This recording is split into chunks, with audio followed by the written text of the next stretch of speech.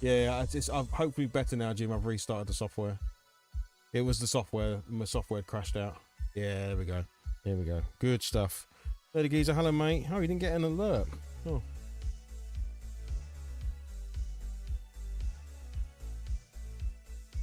I'll just turn up the music at my end. Yeah, let me know if you've got a little bit of background noise. Nothing crazy.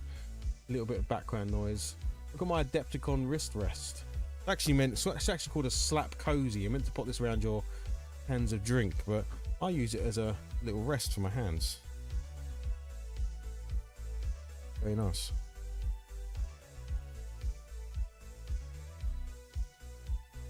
Yeah, I hope everyone's all right.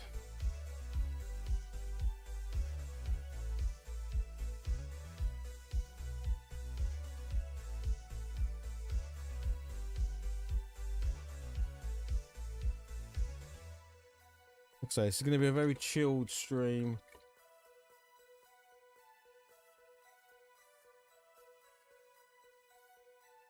Background music's just right. Perfect. Jolly good. Where's me gold? There's me gold.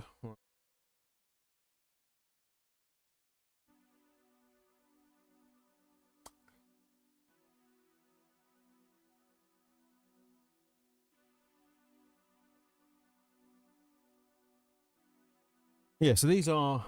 Is this the best shot you'll get? A little bit closer, maybe. Here we go.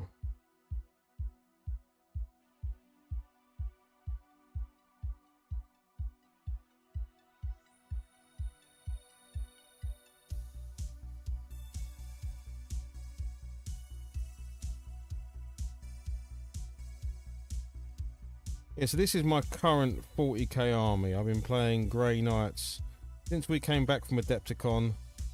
We had a really good time playing Combat Patrol. The first time I've really gotten into playing 40k, and you know, we've dabbled in it every now and then, but we've never really stuck to it. Since playing the Grey Knights at Combat Patrol level, I've now built several thousand points worth of models. Problem is, Games Workshop keep going out of stock on everything, so I've turned to some of the awesome 3D prints that are out there to get some of the models that I want in a proxied form until I can actually buy the official ones, which may never happen because they don't ever seem to keep stock of anything. The wonderful GW.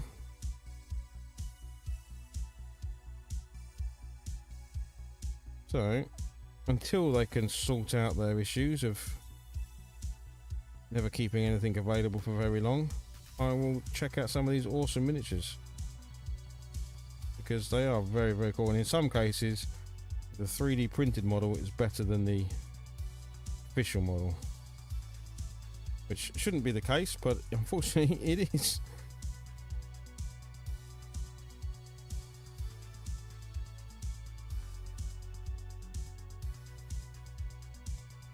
Yes, it's going to be a very chilled stream.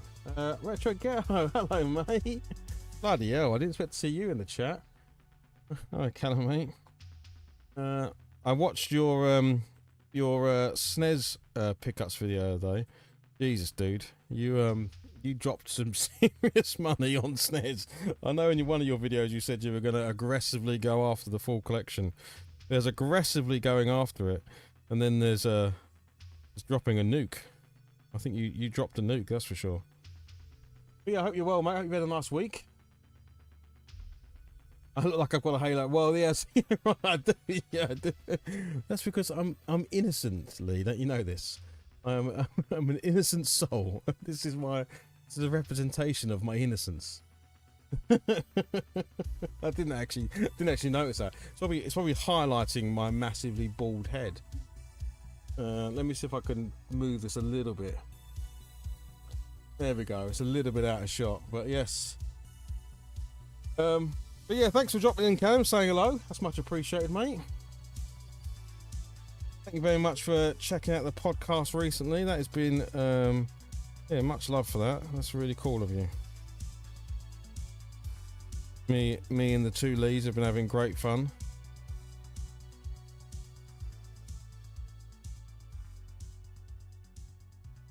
I've actually just seen that old Slimehouse has just dropped a new video. I think he's been at a convention, so I shall check that out later.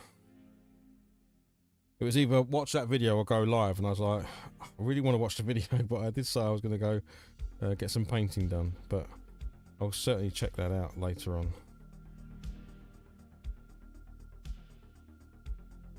It's been a little while since I've done a painting stream.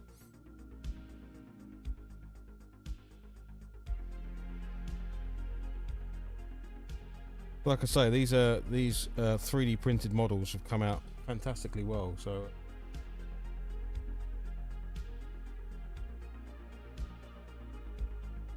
Skelly mate, hello. Oh, hang on, Jim's posted something.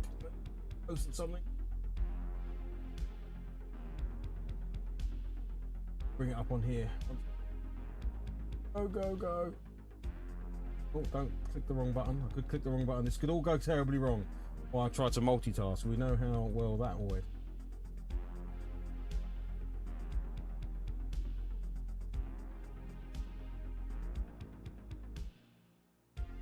Why is this? Yeah, go to my chest. Go to my channel. Go to my. Mute it. So there we go. Click on Jim's link. Oh, don't do this to me. Sorry, Jim. It wants me to log in, and I can't. I haven't got that many hands. I will check that out later, Jim. Sorry, buddy, but I've got your link, so I will check it out.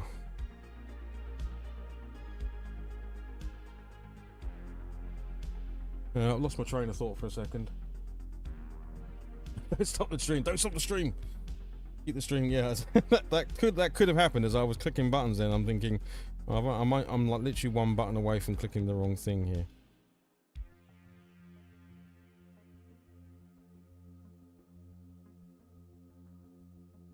As it is, I have a networking issue to sort out anyway this weekend.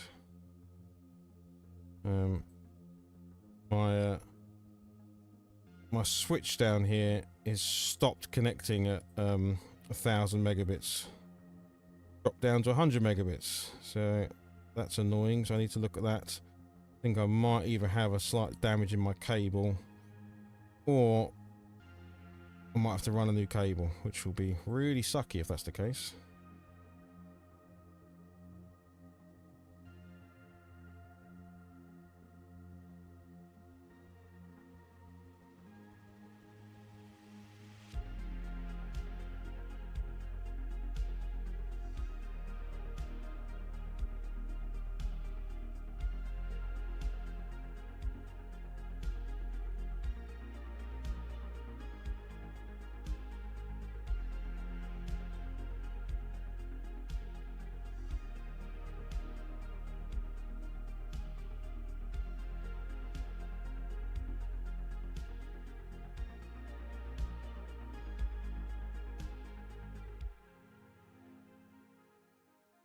Oh yeah, I was talking about Slimehouse, wasn't I? Yes, I saw here. I saw the thumbnail.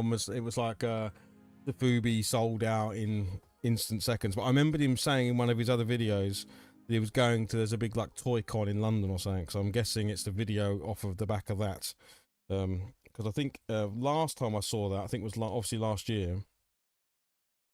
It was filled with like loads of exclusive sort of one-off toys and stuff like that. So I think it's one of those things where if you do go, it's, you know, get it while you can, otherwise you'll never see it again. So probably what he's referencing there is something that's very restricted in its availability. And yeah. But yeah, I'll definitely check it out later, as I always do.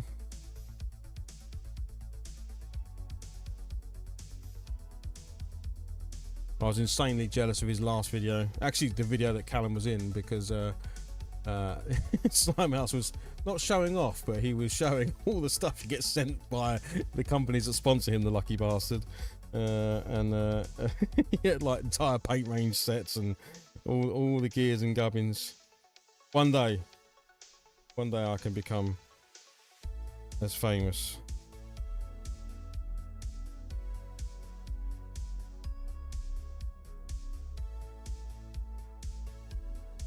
I was watching that video going, you jammy so-and-so.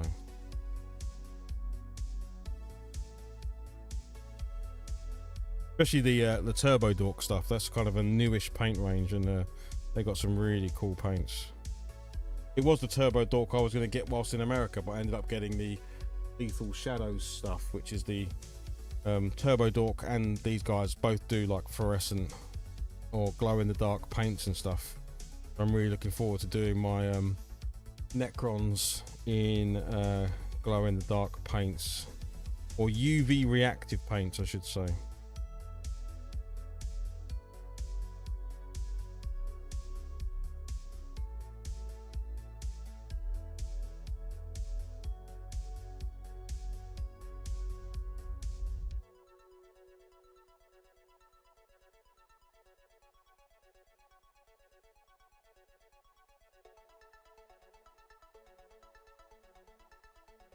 Yeah, if Theo was to get into Warhammer in a game playing sense, he is well kitted out for it, man. He's got the means for making terrain, 3D printing models, the whole shebang. He is painting it, spraying it.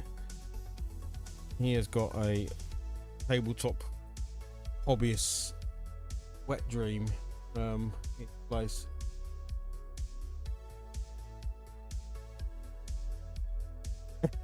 Yeah, I saw that. I did see that. you and me both, mate. You and me both. Easy heads to scan. Although your head's a much more attractive head, mate. You wouldn't want to scan this head. Maybe if he's doing a monster, you know. You got the looks for it, buddy. I haven't quite got that. So yeah, it'd be interesting to see. Oh man, I hope he makes an action figure or something of you. That would be amazing, wouldn't it? I really hope he does something like that. Because he's got. I mean, he's. The thing I'm most impressed of with him is, well, one, his editing skills in videos, but also his sculpting skills. That's the one thing I can't do. I can paint a miniature, I can build a miniature, I can 3D print and all that jazz, but his ability to actually sculpt in, I think it's Nomad he uses, is pretty awesome.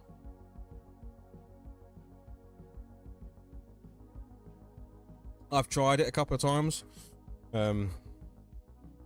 That's proper, like, you need art skills. You need that level of creativity. You can't just wing it, you know.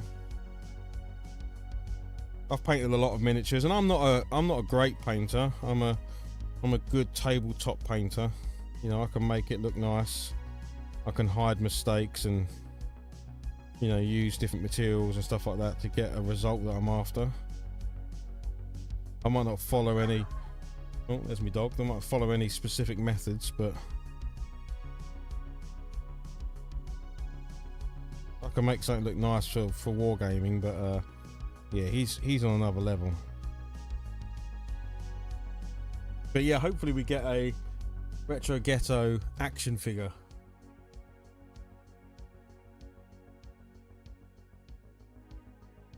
Ah, mate, that's awesome.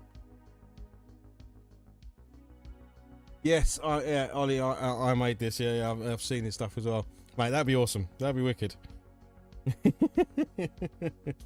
that'd be really cool.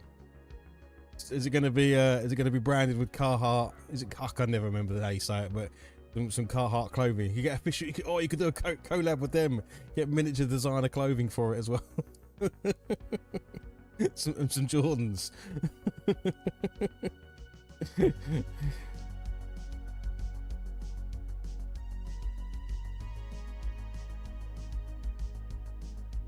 Right, this is the problem when I stream and paint. I kind of forget what I'm painting, and I'm like, oh yeah, what am I actually doing? I want some silver. That's what I want. I want some silver. Where's me lead belcher? Where's me lead belcher? It's over here. Okay, let me stretch over here.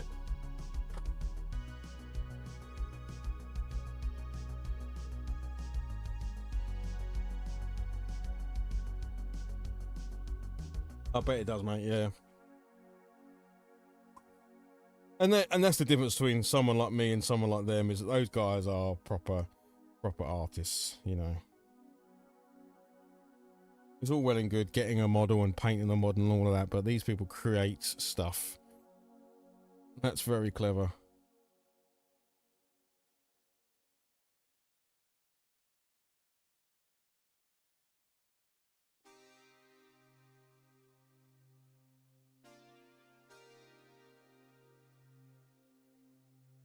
But yeah, I was saying to Retro Chef and Nerdy Geezer today, because we chat all the time on a WhatsApp group and stuff, and I referenced your latest SNES video. Man, you did not muck about.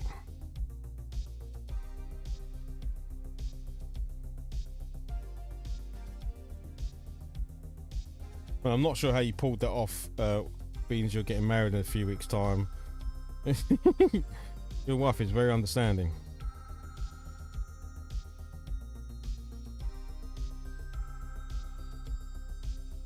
It did make me chuckle though when you said you're getting married on your going out anniversary, because I was like, yes, smart move. That's exactly what I did.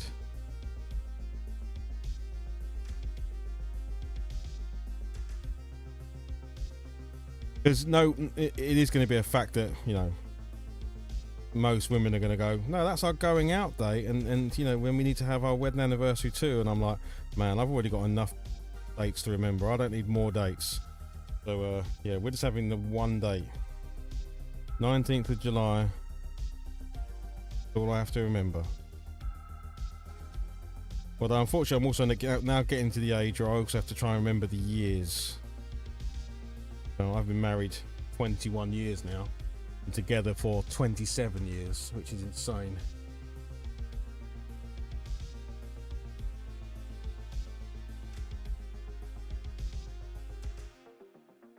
I like that. If you don't have any skills, befriend those that do. Absolutely. Absolutely. That's how I've made it through my entire career. Surround yourself by people that know more than you do. Yep. Saves money too, Jim. 100%. Data consolidation, absolutely. Don't work hard, work smarter.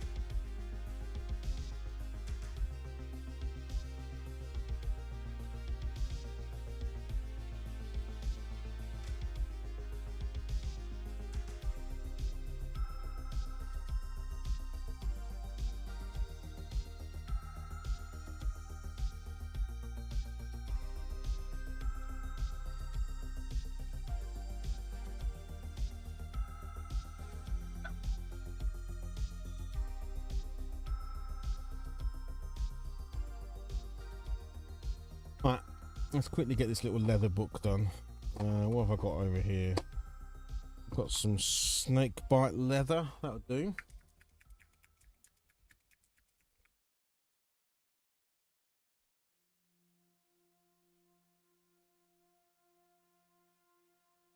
Ah, okay, you went with the day you met, as you went. Well, that's also good, mate. That's also, yeah, I couldn't tell you the date we sort of met.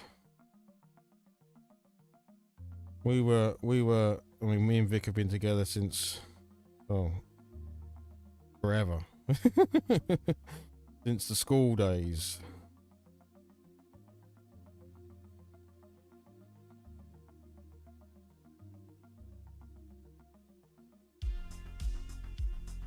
We are what the Americans would say were, you know, childhood sweethearts, or whatever it is, high school sweethearts. But I certainly wasn't the prom king or anything.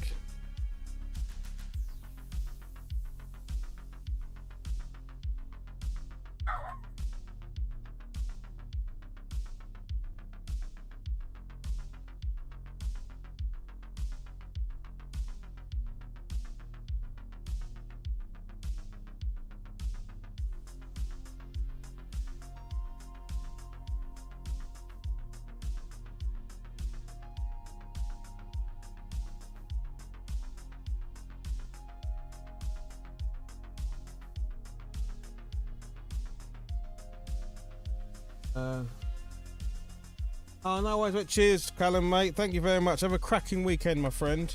And I look forward to chilling on Sunday and watching the vlog, because you're the Sunday chill when I'm tidying up in here and, you know, getting all things nice. I've got the vlog on and I'm listening to that. So yeah, have a great weekend, mate. And thank you very much for dropping in, sharing it, all that. It's much appreciated. Very cool of you.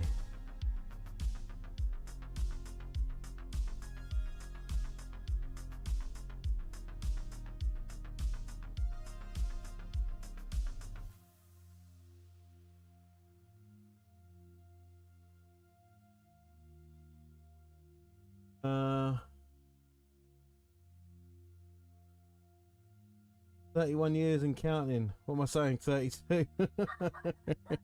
Yeah, well, at least you corrected it with us, mate. You know, you're in a safe space here, so we weren't telling you. If you'd got that wrong in front of the missus, you might have been in a bit more bother, but you did it in a safe space. All right. You're all right with us, Jim. We'll look after you.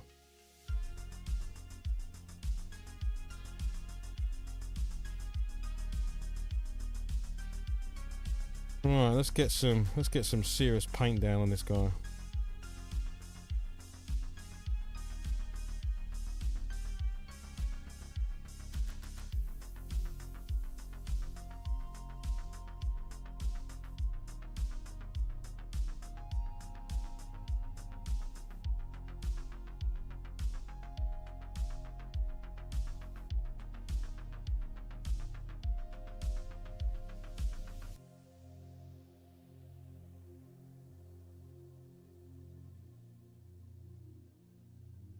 I'm trying to stick with only sort of 3 or 4 colours, really.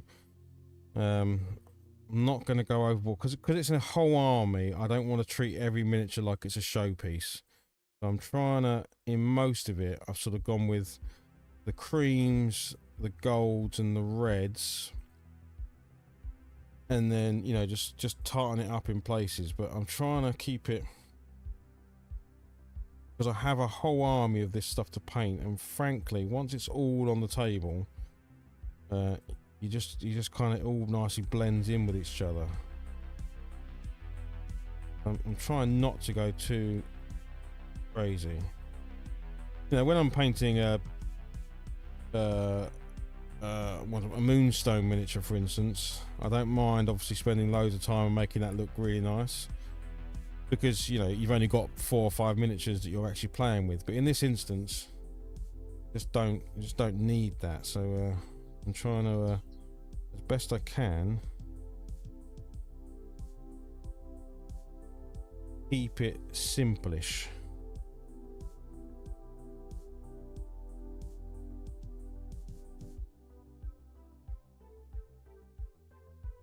And then what I do at the end is I sort of throw a lot of pigment at it and stuff, give everything a lot of texture. But I've gone with this kind of Marsy kind of base, hide a lot of what I don't like with pigment powders and textured paint and stuff like that.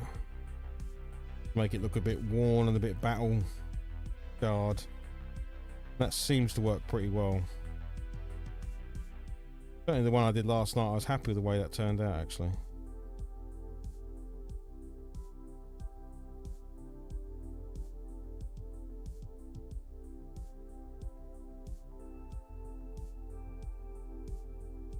Yeah. So, keep plugging away at this till I get somewhere that I'm happy. I do want some grey sear, just to see if I can put a little slither into the eyes.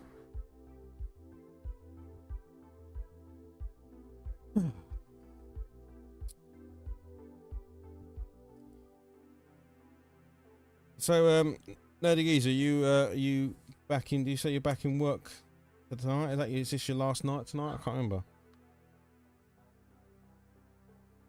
You probably did say earlier, and I've completely forgotten.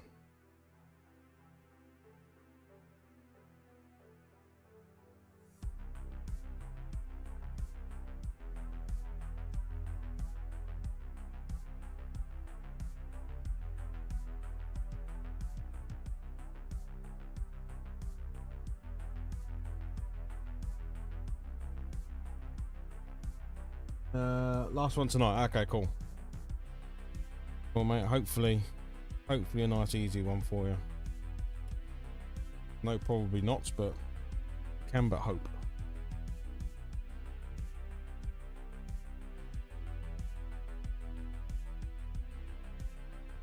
I'm just going to cheat here and use a bit of Black Templar just to do any like cables or exposed bits.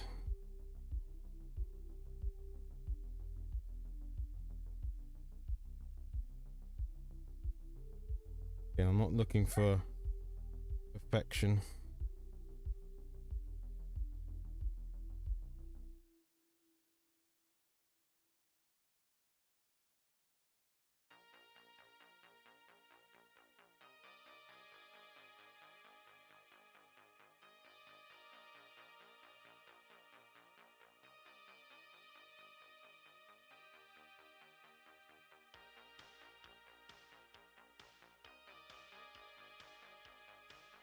Do I want this red?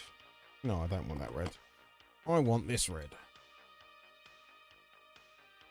Yeah, I remember you saying last night was a bit of a nightmare.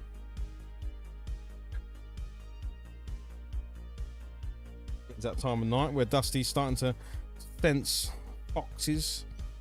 Are there foxes out there? Probably not, but in her head there is a fox.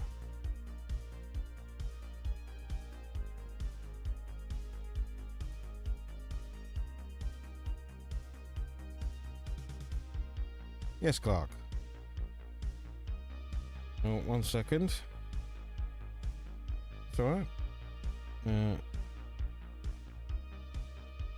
me 2 seconds, Clark, and I'll be with you.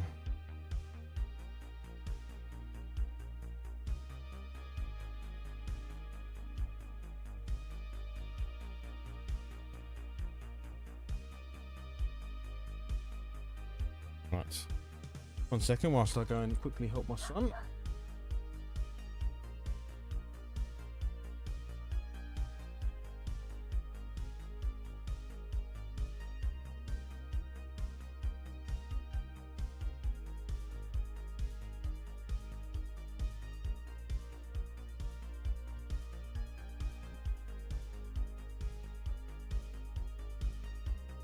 We're back.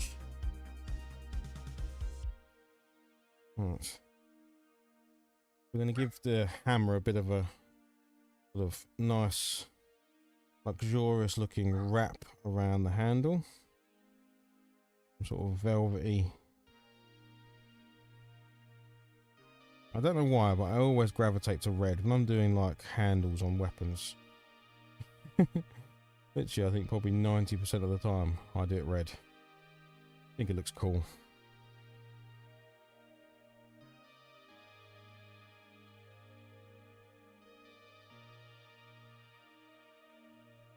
Now, believe it or not, when I printed this model, actually snapped this hammer.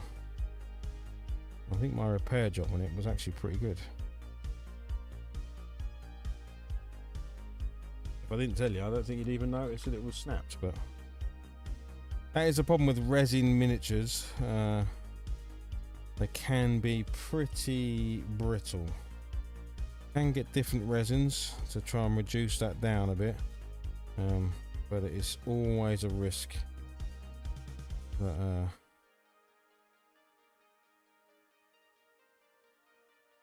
if you drop it, you can probably kiss it goodbye.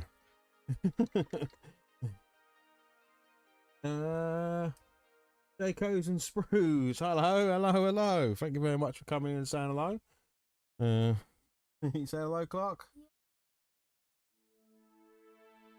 Yeah, we are trying to get some desktop ready grey knights tonight. I've painted up a bunch of them, but recently I've been getting into proxy models that are out there. So when you can't get hold of Games Workshop stuff because it's out of stock or not sold, like a lot of the grey, if you go onto Grey Knights at the moment on Games Workshop's website, most of it is out of stock. So my mini factory, I've been finding lots of 3D print alternatives for Grey Knights, and I'm sure whatever faction you're into, they're out there. So this isn't actually, I can actually show you the real model.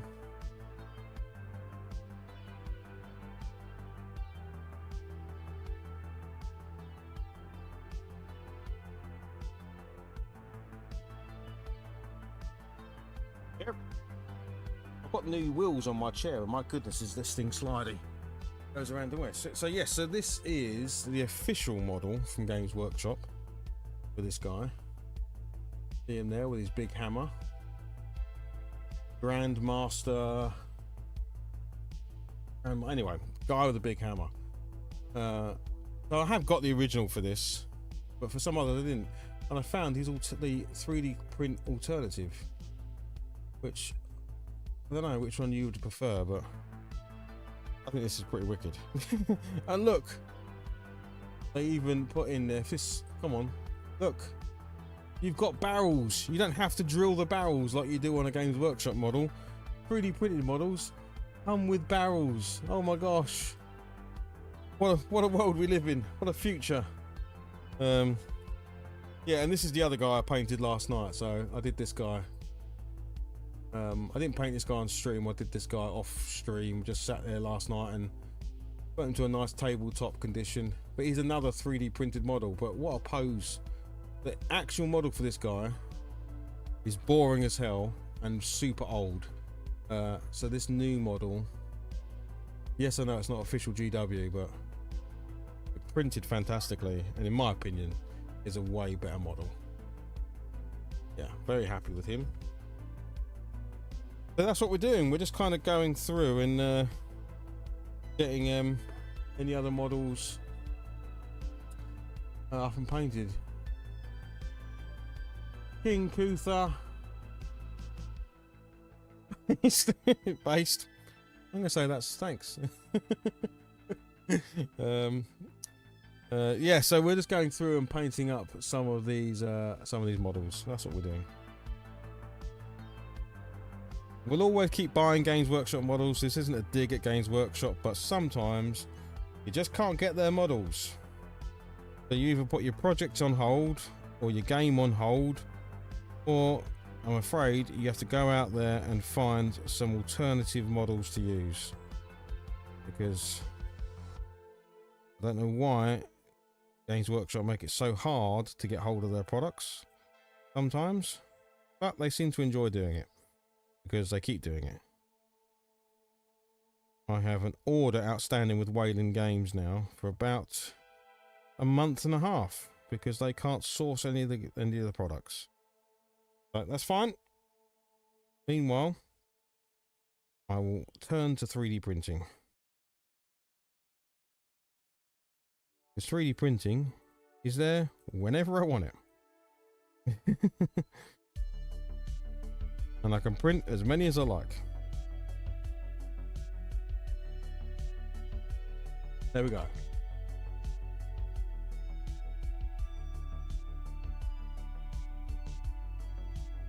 Actually missed some gold. Gold. We'll do that.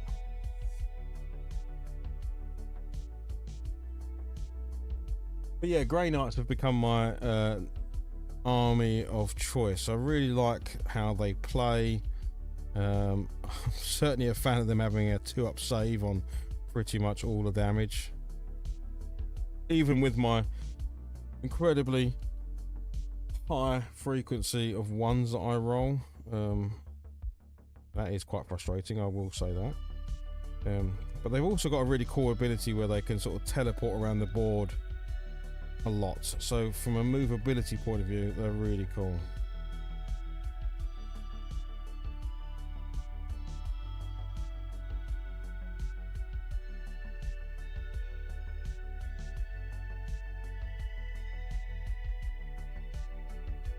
Yeah.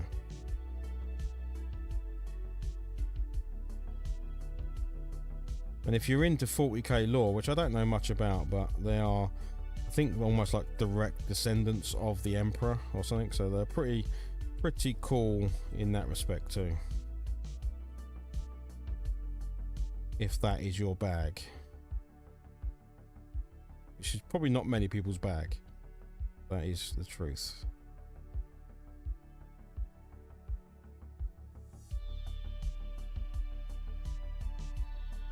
Right, not much else I can really capture on these guys. Kind of like the decoration. Yeah. Oh yeah, I knew there was going to be another little thing on the gun. But I do appreciate even people just coming in and saying hello, you know. Yeah, a 2-up save. Yes, yes. Yeah, pretty much all Grey Knight models have a 2-up save. It is pretty insane. Yeah, I think it's because they're supposed to have, like, I think they're the only Space Marines, I think, and I could get this wrong, that have pretty good psychic power. And I think they're supposed to be, like, you know, not only are they wearing obviously cool armor, but they've also got some sort of psychic connection there to save them from bullets, I guess. Maybe they can, you know, mine the bullets away or something. So yes, a 2-up save. Pretty good. It's pretty good. But if my eldest son was here, he would tell you that I often fail a 2-up save, which is, you would think, unbelievable and impossible, but no. And I think this guy here, he's got like I think because he's carrying this big hulking shield with him, he's got like a 2-up save, a 4-up invulnerable save, and then a 4-up feel no pain. So even if you do get mortal wounds on him, he can save mortal wounds, which most of my other stuff can't do. So yeah. They have got some pretty strong dudes in the collection.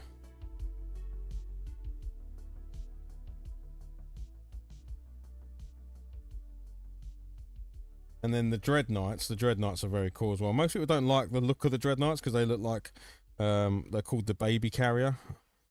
Although my 3D printed Dreadknight is also pretty cool, but I think they are a pretty formidable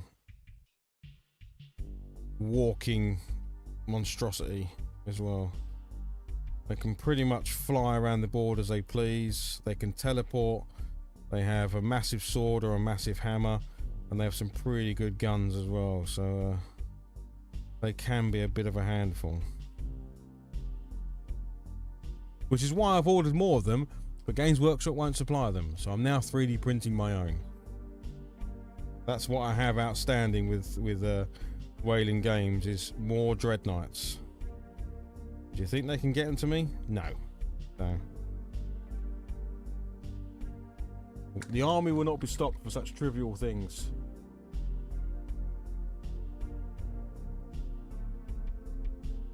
Oh mate, yes, we went to Adepticon this year. I have got, if you don't have to check it out on on the actual channel, there is a video of my trip to Adepticon.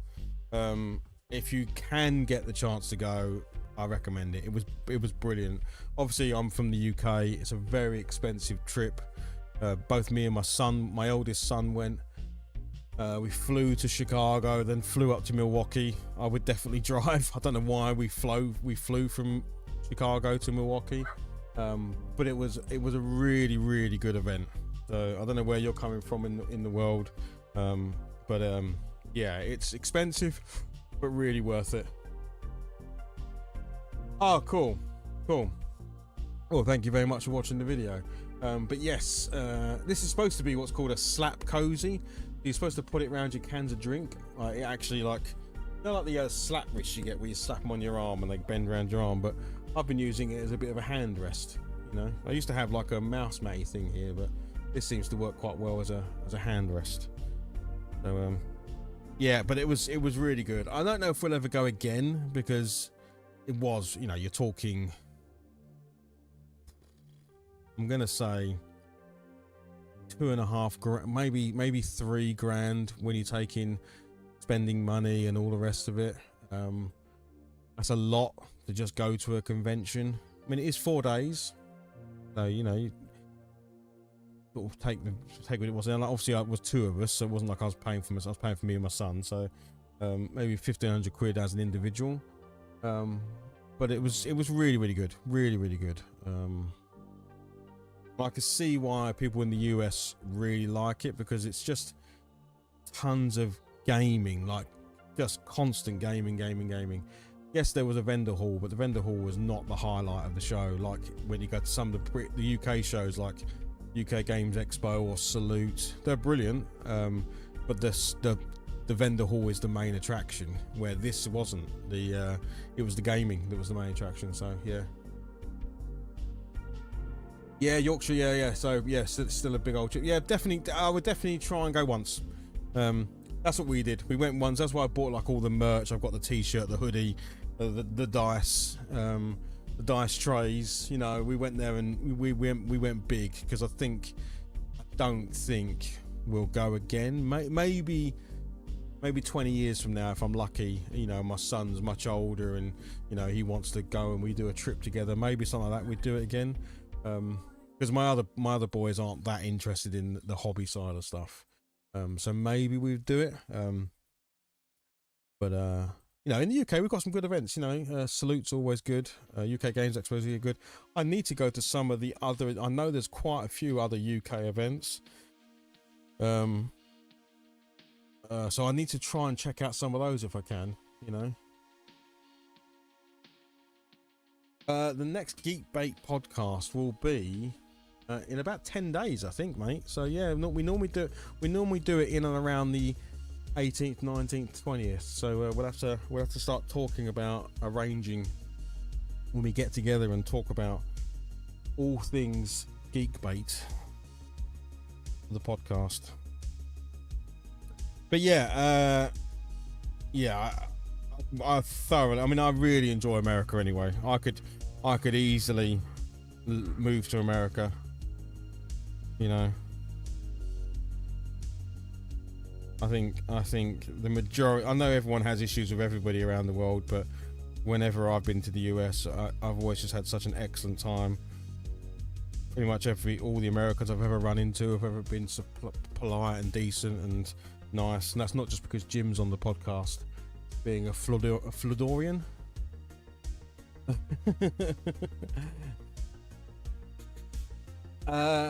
Yes. Okay. Let me look at that. Actually, I'm supposed to be going to another event next weekend.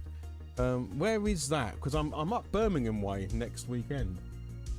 I live in southeast London, so I need to look at. But yes, that's the sort of thing I want to do. I want to commit to going to some of the other UK events because I know there's quite a few. Unfortunately, there's not many down in the southeast of London. They always seem to be up north. And I know I'm a Londoner, so to me up north is the M1. It's Watford and up. But yeah, okay. I need to have a look.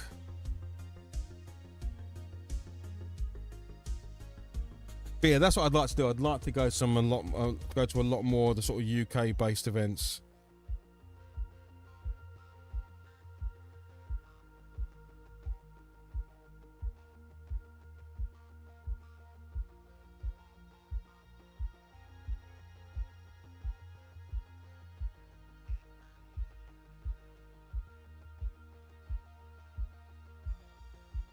But yeah, Milwaukee as a city was really cool as well, you know.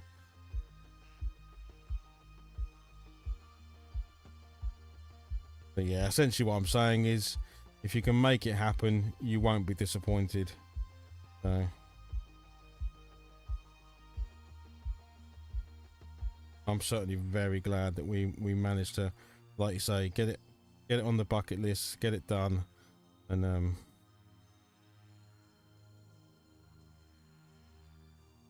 and I highly recommend you go out with a game in mind and take an army with you.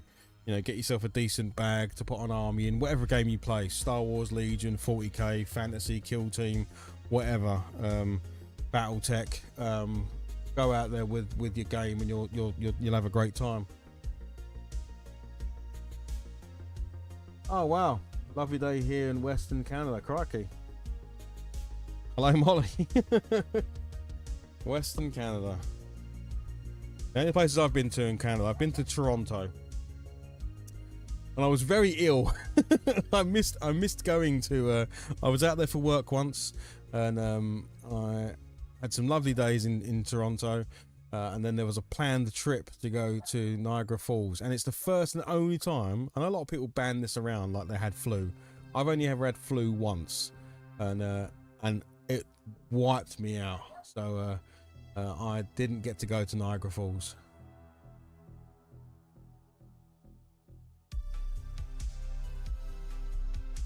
Yeah, so this is a what's it called on my mini. If the best place to find 3D printed miniatures, in my opinion, has always been My Mini Factory, and these are called the Grey Wardens. Obviously, can't call them the grey. No, they're called the Silver Wardens. Silver Wardens on My Mini Factory. Go and check it out. The guy does all sorts, but this is his proxies for the Grey Knights, and they're really, really cool. Oh, nice. Toronto is awesome. I love being in Toronto. Really, really cool place. I wanted to go. I was young when I went there. I must have been trying to think how old I was. I think I was probably 10. No, not 10 years ago. Yeah, maybe 10 years ago. And I went to go and see ice hockey. I was like, oh mate, I'll go and see the ice hockey. Go down and see, you know, because the stadium's just down the road from where I was in the hotel. And my goodness, the tickets are like £400 or something. I didn't get to go and see the ice hockey. But yeah, it was great fun. And then I got ill. I literally got really, really ill for 4 days. I was in my hotel for 4 days, ill. Missed out on a load of stuff. Wasn't even sure if I'd be able to fly home, but luckily got better and got to fly home. So it's definitely a place I want to go back to.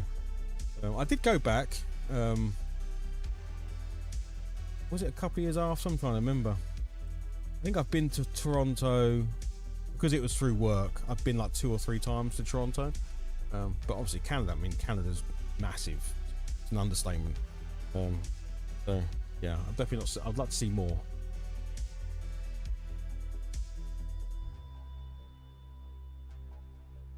Nice. Grimdarking, yeah, I love a bit of grimdark. Yes. Yeah, I think over the years I've become more in favour of painting your miniature and then destroying it.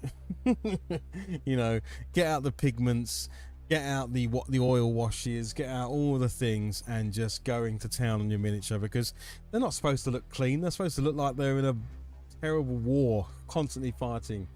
You want yes, Vancouver. I would like to go to Vancouver.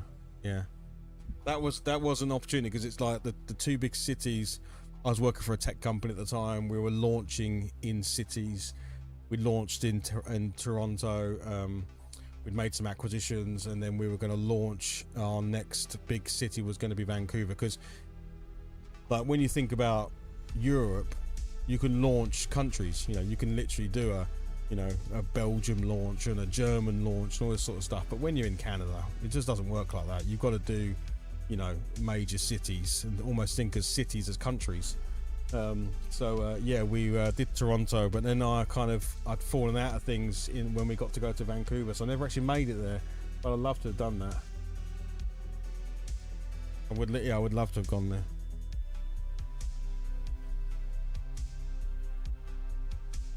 I will. You know, I've got no worries about that. I will definitely get out there at some point.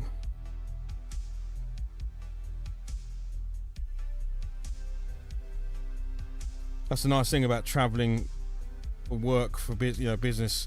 You get to see all these places and then go, right, this is somewhere I want to come back. Because I always say to people, like, I've traveled the world through my work and stuff, but really, you've done airports, hotels, offices. You've had a little bit of time out in the open and stuff like that, but it's a lot of the same stuff. So you could say you've been to these countries, but have you really experienced them? No. So what I do like to think about is all those places that I can go back to at some point, to really spend quality time out there, experience the food, the people, the culture, all that stuff. So yes. But yeah, earlier I was just saying, I love the. I'm not trying to say Canada's the States. I'm not saying that. I'm saying I love that side of the world. I enjoy being in Canada. I've enjoyed being in the States. I could easily live out there, you know.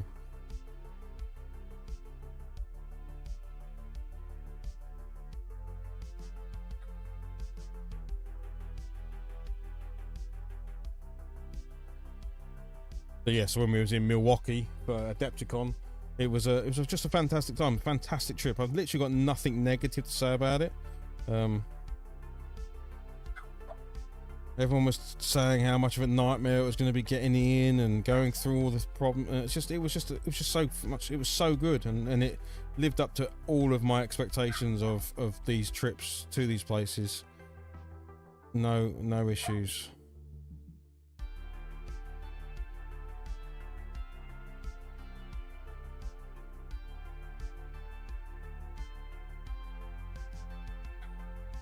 The only regret I have is not getting a car. I've enjoyed driving in America before, so I think if you're gonna go, if I was to go again, I would fly to Chicago and I would then drive from Chicago to Milwaukee, and then I'd have a car so I can then go off and do things and see other places. But because we obviously flew from Chicago to Milwaukee and got a taxi, we were then kind of not stuck, but you've got to get taxis, or there isn't really, although there is a tram system in Milwaukee, but there isn't much way to get around apart from taxis and stuff, which is still cool. It was no problem. So yeah.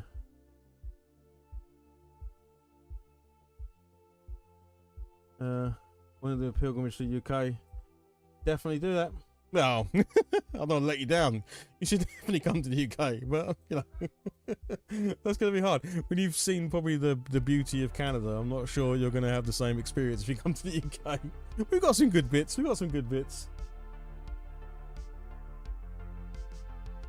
Yes, Lee, the Dreadnought.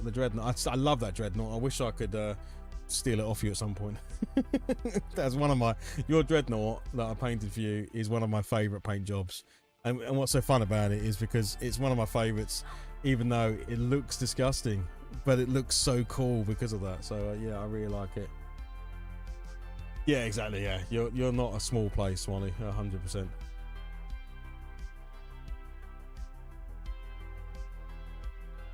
I'm having to like read the chat. This is why I need my other glasses. My other glasses let me see away as well.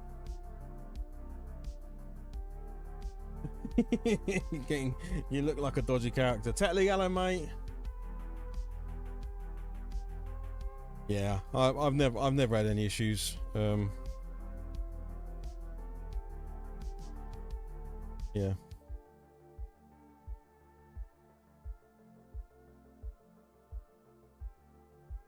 But yes, it would be good. It would be good to go back and get to do that trip to Niagara Falls, which I will do at some point.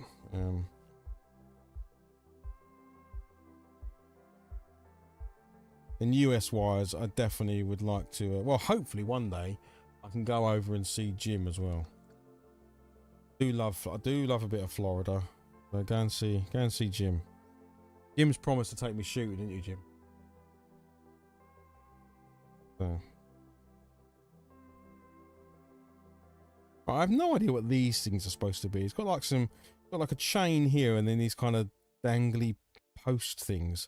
I've no idea what those are supposed to be, so therefore I have no idea what colour to paint them. And in a minute, I'm going to just paint them gold because I don't know what else they're supposed to be.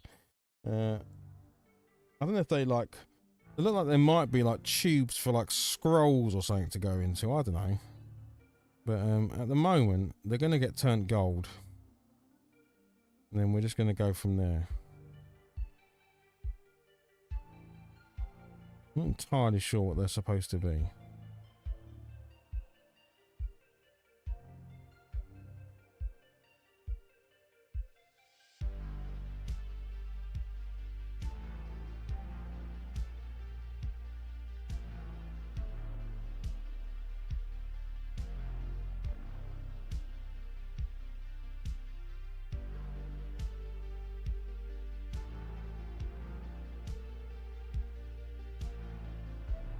But yeah, I kind of want to get this. I'm not rushing to get this army done, but I'm looking forward to getting it finished because then I'm going to do my Necrons.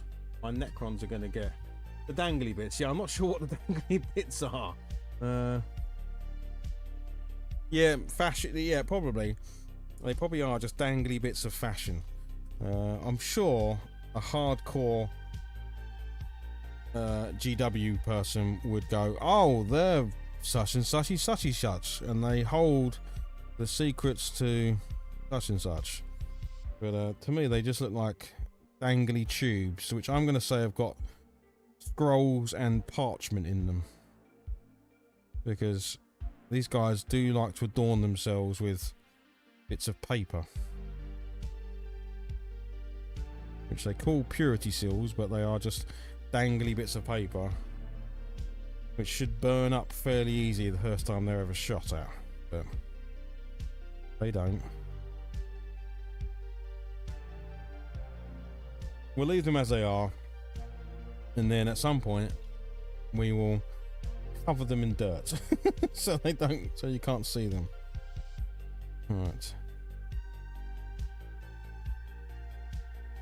What do we want to do here? We want to grab my other red.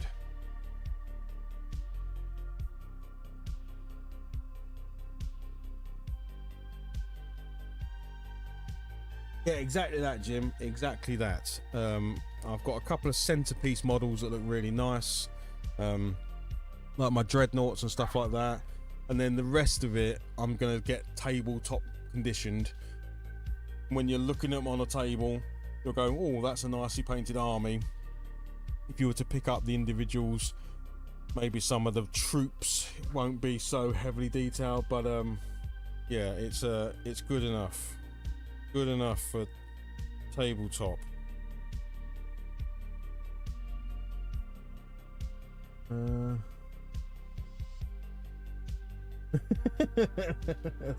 Terminator runway show. Just going down the table, right? Just doing a little pose. Maybe a Terminator pulling a Magnum, you know. Have I tried Villainy Ink yet? No, I haven't. No, I haven't. I have to look that up. The stuff that I use for grim dark stuff, I use like just pigment powders, different pigment powders, but then I'll also like this stuff, the AK Interactive, not the grime. This one's the Rust Streaks, but I've got one called Streaking Grime. Yeah. Okay, I'll have to check them out. I'll take a look at that, Molly. Thanks. But yeah, I tend to do most of the other stuff in this stuff. This has got a Rust Streaks, and I've got a let's say Grime something or other. Streaking Grime, I think. Yeah. On the channel, there is a video called Rescuing a Dreadnought, and that's where I take a Dreadnought that Nerdy Geezer, who's in the chat, he bought one on eBay, and he gives it to me, and then I take the paint job that was done on eBay, pro painted, and I really grime it up, and it comes out looking I'm really happy with the way it looks. And it's the first time I've really gone to town with like the streaking grime stuff, and it looks really good. Oh, okay. I'll check it out. Yes, a Nerdy, that's what I use. Streaking grime from AK Interactive is what I used on your Dreadnought. So you cover it all, literally cake it in the stuff, and then you use like earbuds or cotton buds with alcohol on them, and you sort of draw it away, and then you leave with the result. Yeah, Jim, I really enjoyed doing that. Check out the deep shades too. Okay, yeah, I will do. This is cool, guys. Thanks. I'll go back through this chat and grab all these product names. I'll definitely check them out. Yeah, so I do want to do. I'm gonna do. I've got to get my Grey Knights done, which hopefully I'll get done in the next couple of weeks. My Necrons, I'm going to be doing UV reactive paint. So I have all of these paints here, which I actually picked up at Adepticon. So these are UV reactive paints. So I'm going to do something just fun on the Necrons with this. Make it so they all look like they're glowing and stuff like that. And then I want to do an Orc Combat Patrol, because I've got a box. I've had a box of Alt Combat Patrol for God knows how long. And that army I'm going to paint up and I'm going to grime the hell out of it. I'm going to make them the dirtiest orcs in the world. So that's why I'm sort of, you know, holding off on grimdarking too much. And for this stuff, I've just been using like pigment powders. So you can see here, if it's going to focus. Yeah, so you can see that I've just been using pigment powders to sort of like just give everything a bit of a coating that it looks like on this sort of dusty planet. Boots and the bottom of the cloak and stuff like that, and the rocks are just covered in like a Marsy type dust. But that's just pigment powder, and then the either matte varnish or even the pigment fixer, which keeps it in place. But yeah, for the orcs, I'm going to go like, these are going to be grubby, dirty orcs. And I think that'd be really cool. Oh yeah, Green Stuff World does some awesome stuff, don't they? The Green Stuff World just seem to, not in a bad way, but they do just look at what everyone else is using and they just make their own products. They seem to have everything. I don't mean like I'm trying not to say like copying, but they're not stupid. They look at all the good products that are out there that the hobbyists are using, and then just go, right, sod it, we'll make our own version of that. Yeah, they're doing really well. Right, again, I've completely lost track of what I was painting.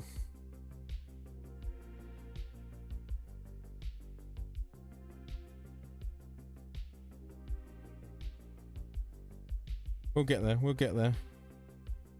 I need Obi-Wan to every now and be like, stay on target. Oh no, he didn't say that, did he? Who said stay on? Who said stay? It wasn't Luke Skywalker. It was like one of the other X-wing pilots. Stay on target. Oh, it was the chubby guy, wasn't it? It was the fat guy before he got where he got blasted into space. Nerdy geezer. Which one was that? Was that Red One? Stay on target.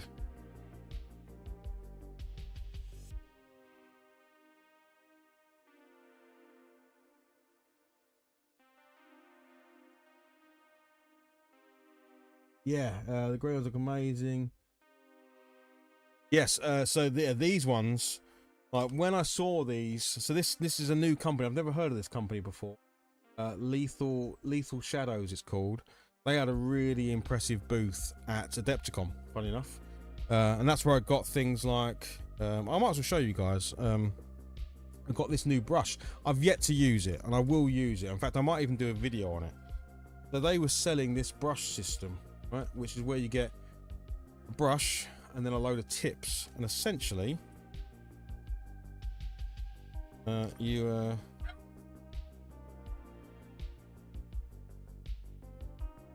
Porkins was long dead by then. What's it, Porkins? Okay. Oh yeah, it was someone is saying stay on target. Yeah, so they sell this. So yeah, so they sell this brush, right? And it's a singular brush. It's quite thick. You can see, like, obviously, if I put that to like a north, this is a Red Grass Games brush, right? So a much thicker handle. So good for people that might need the extra thickness, right? But it is one brush, and you can see there it's a size 1 brush that's in there, right? So what you're supposed to do is you use this handle. Then when you don't want your size 1 brush, you unscrew this. You pop out your spring, you pop out your brush head, and then you open your little pack of brushes. And you go, all right, I would like a size 0. Okay, you pop in your little size 0 brush. You pop your spring in. You screw this back on. And then you can change that, so you remember to change that to be a 0. So this can literally be rotated around all the different brush sizes. And there you're using a size 1, a size 0. Now, you might think, oh, why would I want that? Why would I want that? That seems weird. Well, what they said is obviously you get to keep the same brush, and all you're doing is replacing these, which are much cheaper than buying all new brushes. So you keep one handle, right? And you're just changing these, and these come in both sable and synthetic ends. It's not, sorry, it's out of focus, it's struggling to focus. Yeah, so you can get sable or synthetic ends, right? And then what I thought was really cool is people had taken, let's say this is some sort of other, you know, like a milliput or something like that, some sort of hard drying clay or something. And let's say you needed something that was a bit more specific to your hand, you could mold something that fits you perfectly. Let's say you've got, you know, maybe some arthritis, or you've got whatever it might be, you know, or you just want for comfort, you know, you could mold something that was perfect for you. And once it's done, this brush now lasts you forever. So you don't have to worry about remolding this or whatever. You can now customize the brush and just change this bit every time. Just change the actual brush bit, which I thought was quite clever.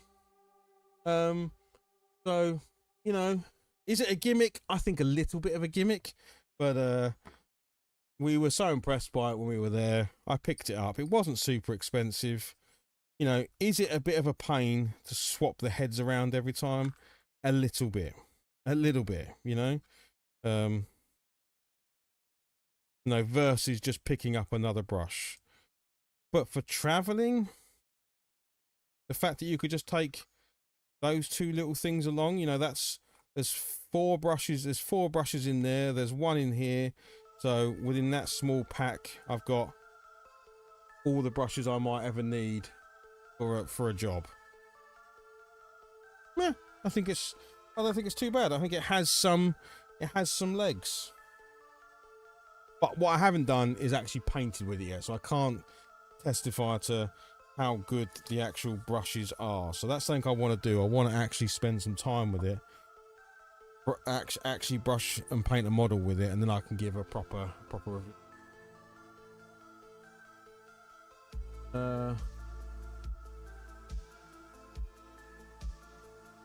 Yeah, and so yeah, I mean, look, Molly, if I was to like, I mean, this is just one selection of my brushes, right? I've got a 3D printed this to hold all of my brushes. I've got all of these brushes down here. You know, I've got more brushes than you could possibly shake a stick at. And I always end up going back to the same. I mean, I've got these Artis Opus ones that I've barely ever used because they're fancy and I don't want to use fancy brushes. So, yeah. But it seemed an interesting idea, you know, so thought I would help them out and take a look at it. But yeah, it is a slight gimmick, and but it is quite a nice handle, and yeah, exactly. If you've got limited space, I mean, like you say, that is, you know, those two things. I've got a size 1, a size 0, a 00, a 000, and I might have 2 1s in there, I think. Anyway, you've got all your brushes in one little thing. So yeah, I think for some people it might be a really cool thing to have. You know, I think it possibly misses a dry brush. You know, you could make one of them a dry brush, I guess, you could snip the ends off and shorten it right down, maybe. But you'd still might want a dry brush with you. I think that's probably the only one. I think you could probably get away with everything else. You wouldn't need a wash brush and all the rest of it. You can just use a normal brush for that. So a dry brush might be the only thing.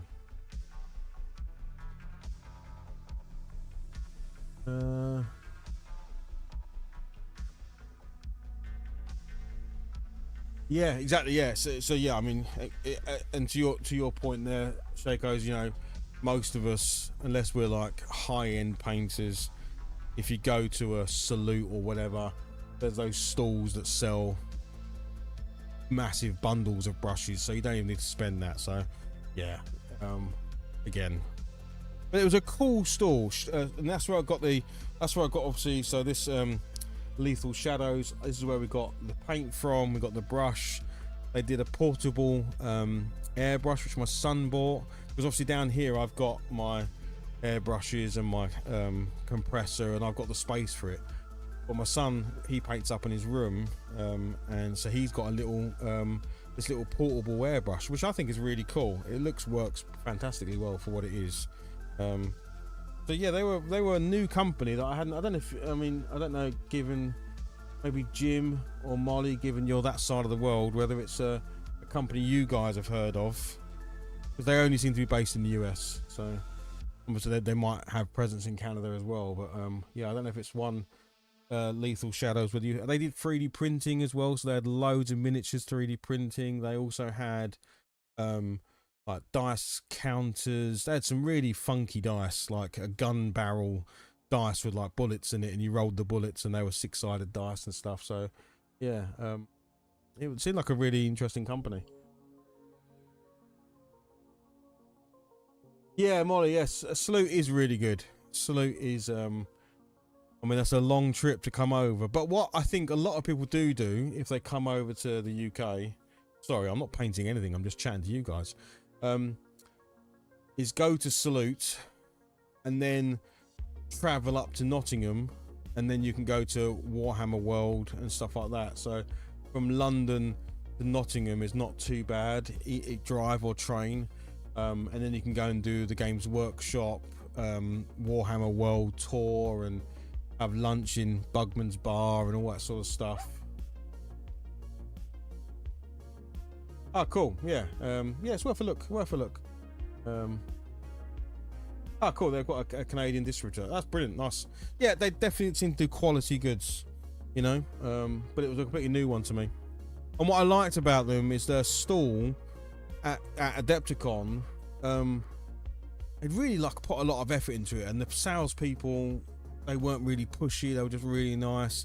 And I think that's why, yes, they got what they want, because we spent $300 with them or something, but we felt like we were having a really good time and a really good connection, and talking to nice people and talking about the products and all that. So it was felt well justified that we'd bought a load of nice stuff from them. Yeah, I was happy. Yeah, exactly. Yes. Yes, if you can get up to Nottingham, worth it.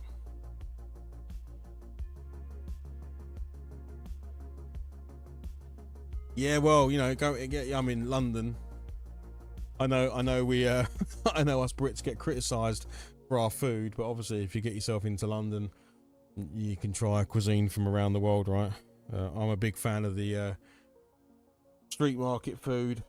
Going to like a Leather Lane or Borough Market or something like that. You've got all sorts of amazing places to go in.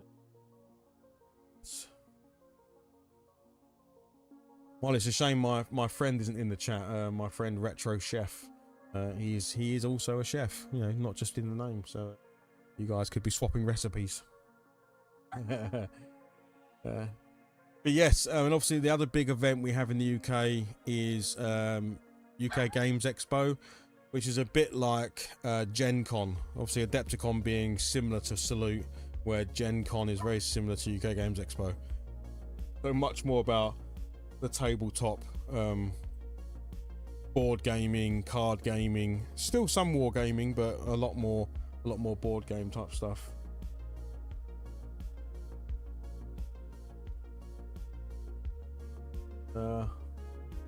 You like UK traditional chow? Nice. We'll make you a nice shepherd's pie. A nice classic Sunday roast. That's what always makes me laugh about Americans. Obviously you guys in America, not you guys, I know you're Canadian, but in America they have obviously Sunday roast pretty much only at things like Thanksgiving and stuff like that. For us, that's in every Sunday, man. Sunday's not a Sunday without a Sunday roast. Oh, nice. We might only go up to, I really want to go to UK Games Expo, but there's so much going on. So at the moment, we might only be able to nip up for the Sunday. I really want to go because we go every year, and we've done previous years where we've been there for like 2-3 days, and it's brilliant. I really love UK Games Expo. It's so good. And if you can go for a weekend, even better, because you can go to the hotels and play games and take your time with everything. But this year, it's so much going on. I don't think we can come up. So I want to at least go up on the Sunday. Nice. Really nice one. Sunday roast. You can't beat a Sunday roast.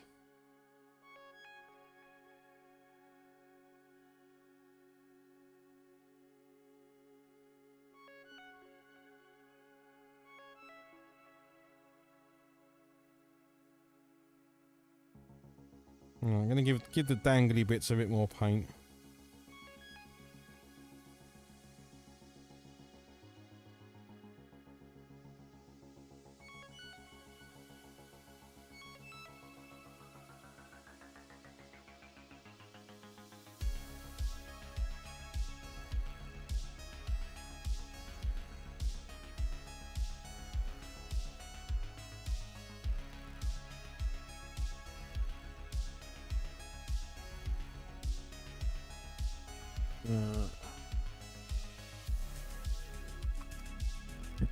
Yorkie game is tight.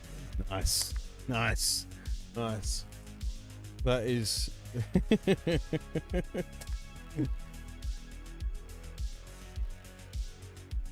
You'll do well. You'll do well over here. you need a tight Yorkshire game, absolutely.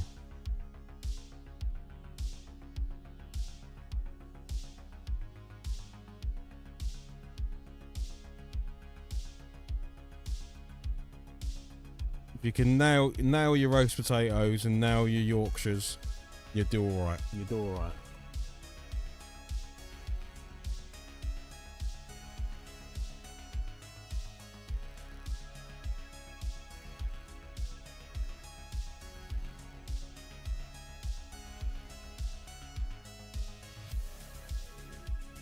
Pretty sure cooking a roast dinner is part of the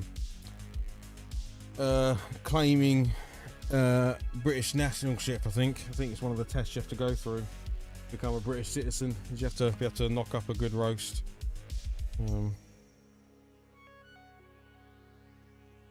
Although saying that, I mean, I'm not sure I could cook a roast, but my wife cooks an awesome roast.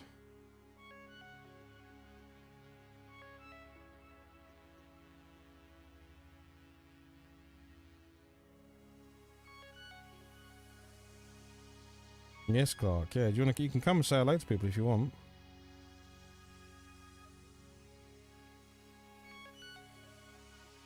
We're on that camera there. There you go. What are you playing over there at the moment? You still playing that game?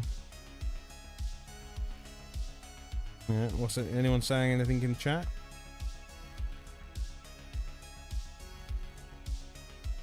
Star gamers come in, yeah. Oh, I know, you put there, and fish and chips, yeah, exactly, yeah, fish and chips.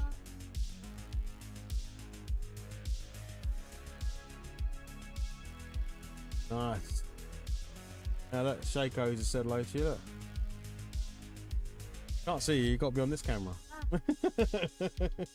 You're on the other camera.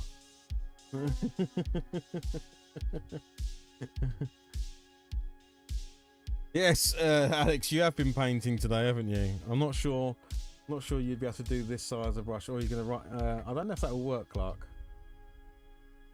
You can try. If this message appears in chat, this is my son Clark. I want to say hello. You can press it. I'm not sure it'll work, buddy. Oh, it might have worked. I think it might. Oh, there we go. It did work. There we go. That was Clark saying hello. Right, what are you going to do now? What do you think of this miniature I'm painting? I'm very distracted, so I've not done a very good job, but is it looking alright? Is it looking alright? Okay. Oh, hang on, he's going to talk. Sorry, my son is now going to be at the keyboard, so I have no... Oh, you're not in the box, Clark. Just please don't press... You see that big red button that says end the stream? Just don't press that button. Anything could happen here, folks. We could change screens. I don't know. Just anything could happen. A 10-year-old is now at the keyboard, and who knows what could happen in the next couple of minutes. If the stream does suddenly end, thanks very much, everybody, for being here. I'll just cover that off as a kind of caveat. Yeah, I've only got this size of brush though, mate, so it might take me a little while to brush. I think the biggest brush I've got is this. Yeah, that's about the size of my thumb. I could come round and use this, Might take me a little while, but I could give it a go.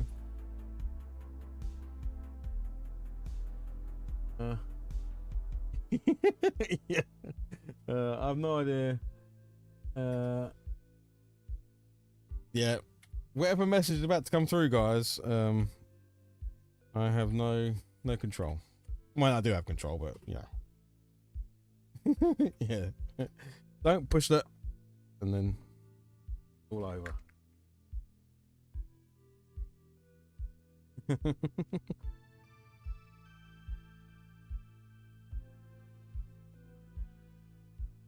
Oh, I nearly put the wrong colour on then. I want skeleton bone. Where's my skeleton bone gone? There it is, over there.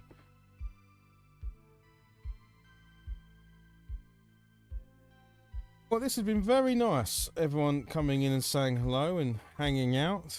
Thank you very much. This is very cool of everybody.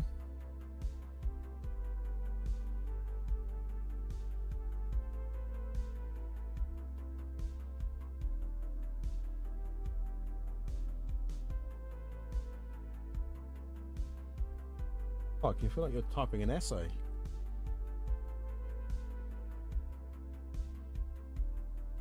Oh, good. What's going on? Clark's about to send you a whole piece of homework. My dad has. Oh, I have. You're right, Clark. He's telling. Basically, in that message, that is an unsubliminal message from my son Clark, telling me to hurry up and paint my Zutalis miniatures. Sorry, Clark. Is that you saying to me, Dad, stop painting Warhammer and paint Zutalis? But he is right. We picked up a new game. I did put it on the salute video. We picked up a new game called Zutalis. Clark has already painted his 4 miniatures, which are the which ones are they? They're the axolotls, aren't they? Axolotls. And I've got the foxes, haven't I? Am I the foxes, Clark? Mum's the bunny rabbits, right? Oh yeah, and I've got the pirates, haven't I? Yes. So that's Clark's dig at me for not painting my.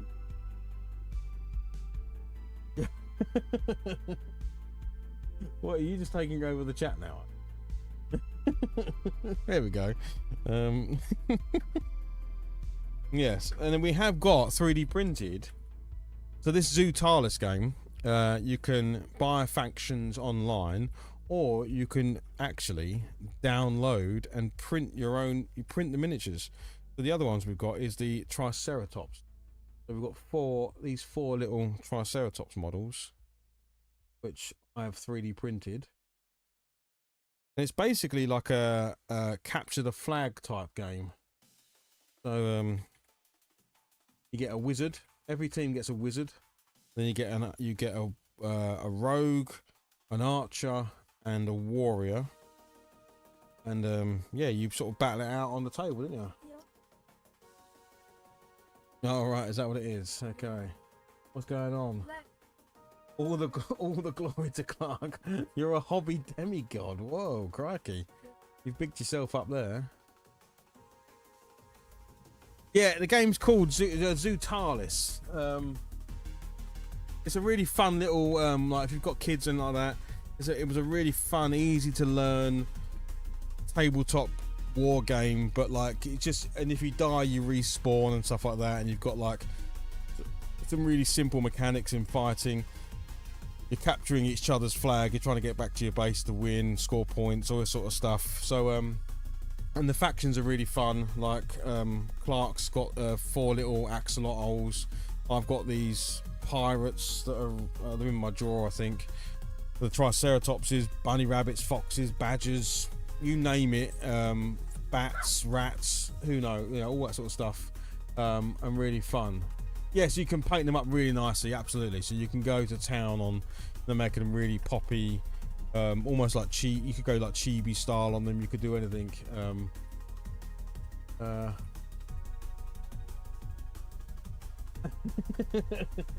Yeah, I don't know. What is going on, Clark? I don't even know what's going on here now. What's going on, Clark? Anyway, yeah. So it's called Zootalis. If you do check out the salute video I did, you'll see me talking about it in there, and I show it off. It's really nice, really nice. And the fact that you can buy miniatures from them, or you can go onto the My Mini Factory page and you can download.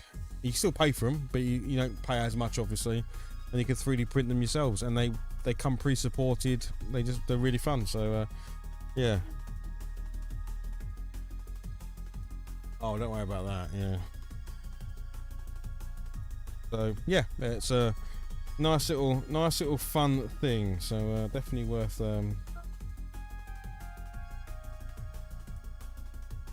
Oh, cool. Nice. I would be tempted to actually get the He-Man Battleground game.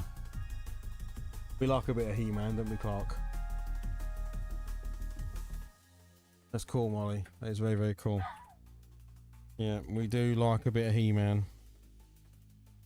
But yes, the He-Man game, Battleground game, looks... Well, yeah, Nerdy the Geezer does love a bit of Master of the Universe. Very much so. Right. Focus, Martin. Stay on target. Stay on target.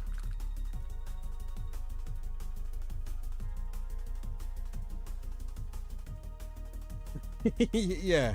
I mean, 3D printing. I've got a resin printer and an FDM printer, and they're fantastic. Like, yeah. The FDM printer, brilliant for printing terrain and stuff like that, and then the resin printer is fantastic for doing, obviously, your models or your busts or whatever it is you want to do.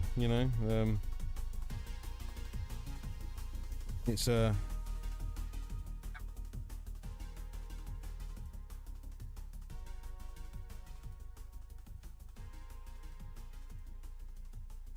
know there's many sort of hobbies and professions in the world where 3D printing is useful, but I do feel like us wargamers, tabletop miniature painters, this sort of stuff, 3D printing is like just an absolute godsend for us. I think we're probably the biggest use case of it, really, in the home. And I haven't tried it yet, and I'm really keen to try it.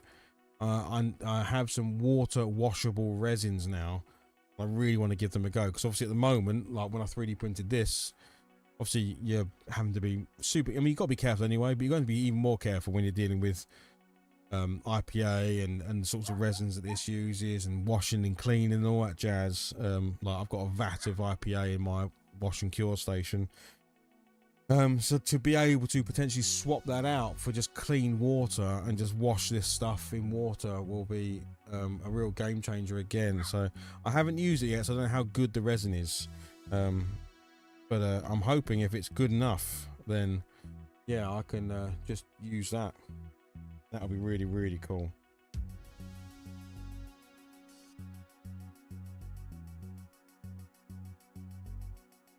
I feel like I need to do something with these cloaks, because they're looking a bit boring. Grew up with the OG series. Yeah, I collected the figures all the years. Grew up on the OG series and I've enjoyed the newest iterations. Yeah, me too. Turtles of Grayskull figures are pretty cool. Yeah.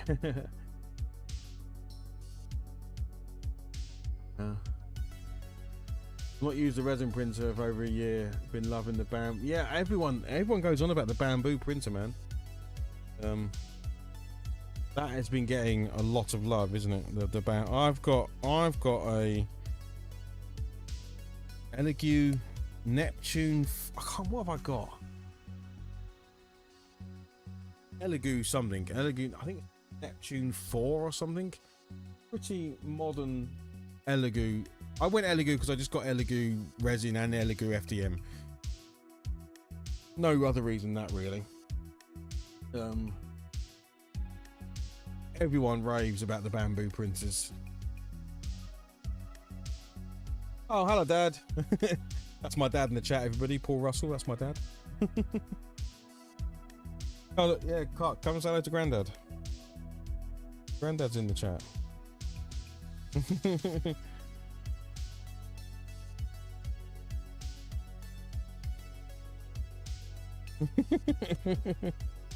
Yeah.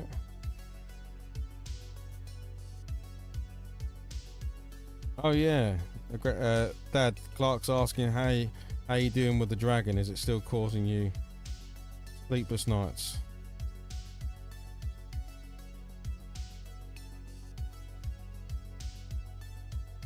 Oh, hang on. Well, I know. Yeah, it's your birthday party. It's not your birthday tomorrow, but it is your birthday party tomorrow. Yes, you're gonna be 10 next week, aren't you?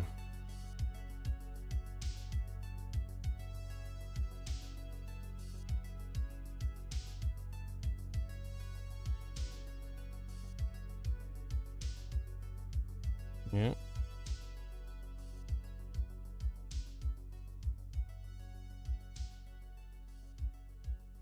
I thought you said we weren't going to talk about it. I thought you said, Dad, don't talk about it. I'll get too excited. And here you are, chatting about it. You said to me, Dad, don't talk about my birthday because I'll get too excited and I won't be able to sleep. That's what you said. I'm going to give this cloak a little red trim just so it has something about it because it's looking a bit uninteresting.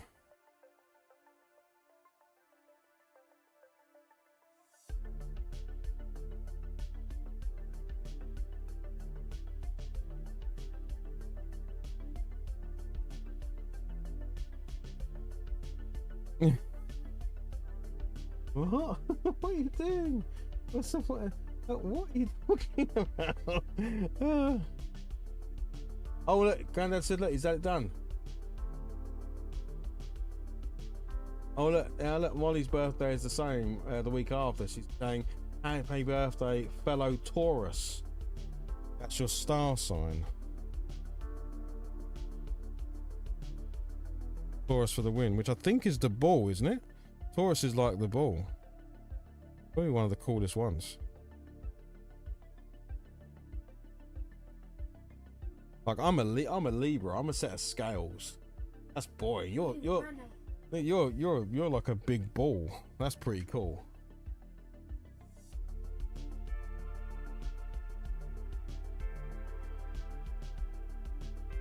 But look, Grandad said he's fixed it, so he'll be bringing it down with him next time he comes down.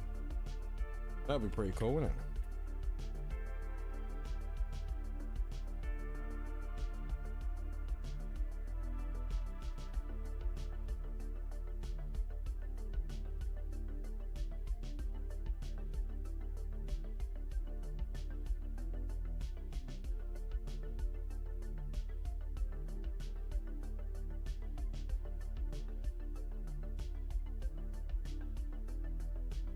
Well, what thing's called? What? No, that is Mighty Max. Monster in My Pocket are a different thing. Monster in My Pocket are over there in Commodore Corner.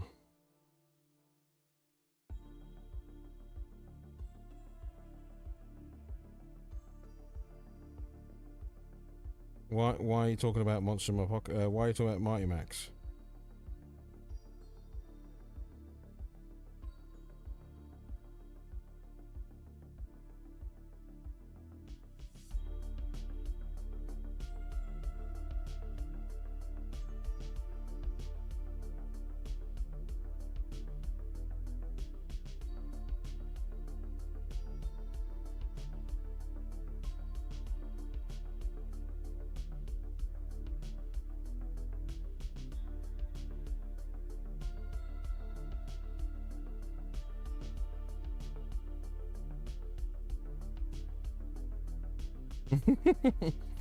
Just referencing old toys now.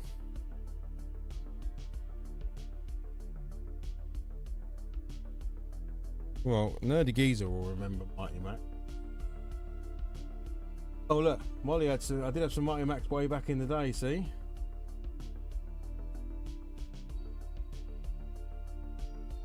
Oh look, hang on. Well, okay, look, Tauruses, loyal, food, sharing food, and very, very stubborn. Well, that would be a bull, wouldn't it? Bulls would be good at sharing. Is that good at sharing? Good at sharing. You're pretty good at sharing. Yeah, agree with that. Are you stubborn though? I don't know if you're stubborn. My sister had Polly Pocket. There.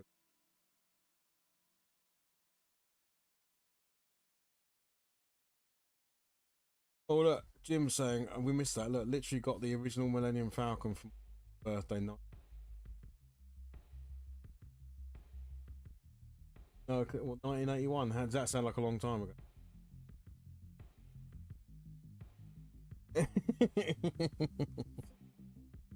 You've blown his mind. All right. That you in your previous life, was it?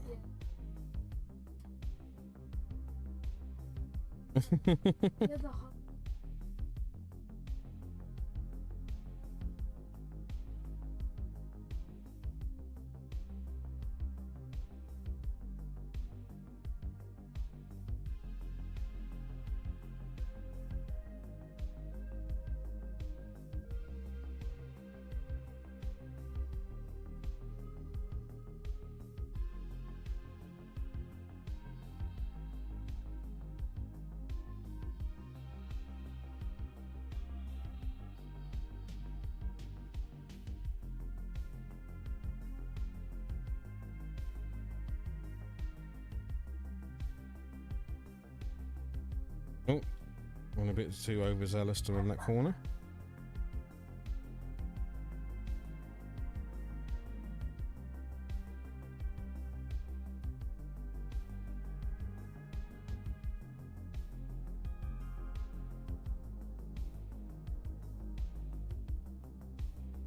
Right, it's not pretty, but it gives the cloak something a bit more interesting about it. And then once I dirty it up, it shouldn't stand out too much.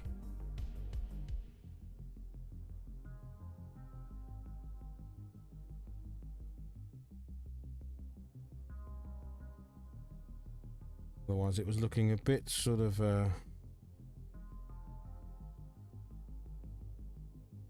boring, I'll say.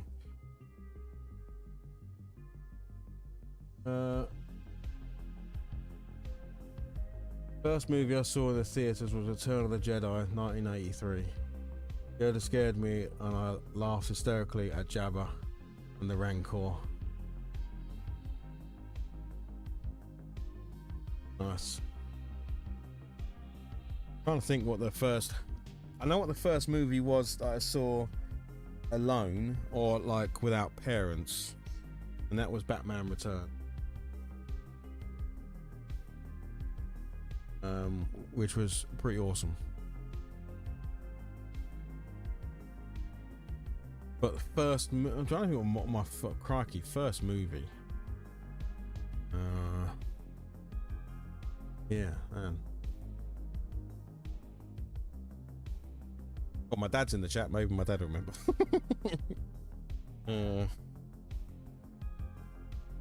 But no, I don't know. I don't know. As a family, if we went to the cinema very often, cinema was very, you know, different times back then. Money was not easy, and I'm not sure. Cinema was a real luxury. It wasn't like you go nowadays, where you just go. Obviously, if you've got more than one kid, it's quite an expense to take a family to a cinema. So,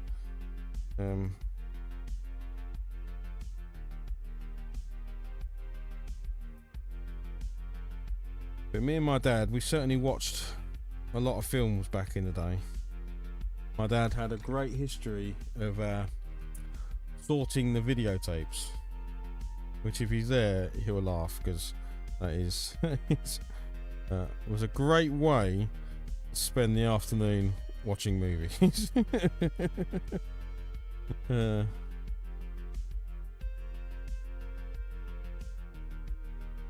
Very fond memories of watching a lot of old either war movies like, you know, Bridge Too Far, or you know, or then westerns, all sorts.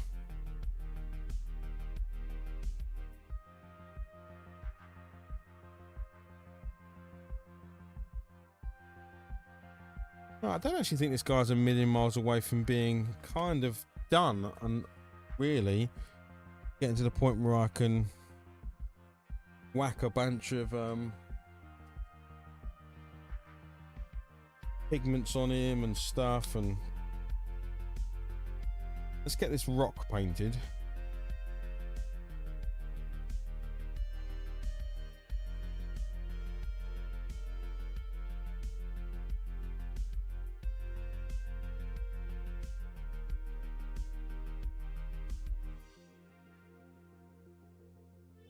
What I love is that even 3D printed models have foot on rock. The classic GW stance, and they've kept that love of foot on rock.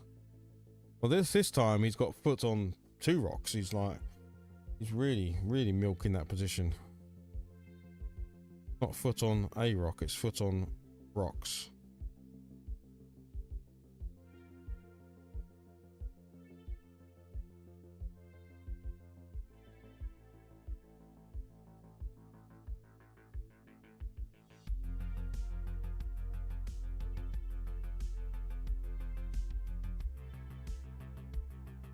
I don't know, Clark. Clark's asking, what is everyone's favourite film?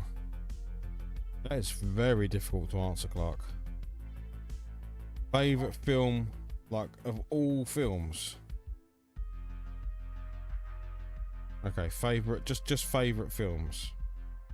I would immediately go out there with the Lord of the Rings trilogy would be right up there for me. That is certainly 3 of my favourite films.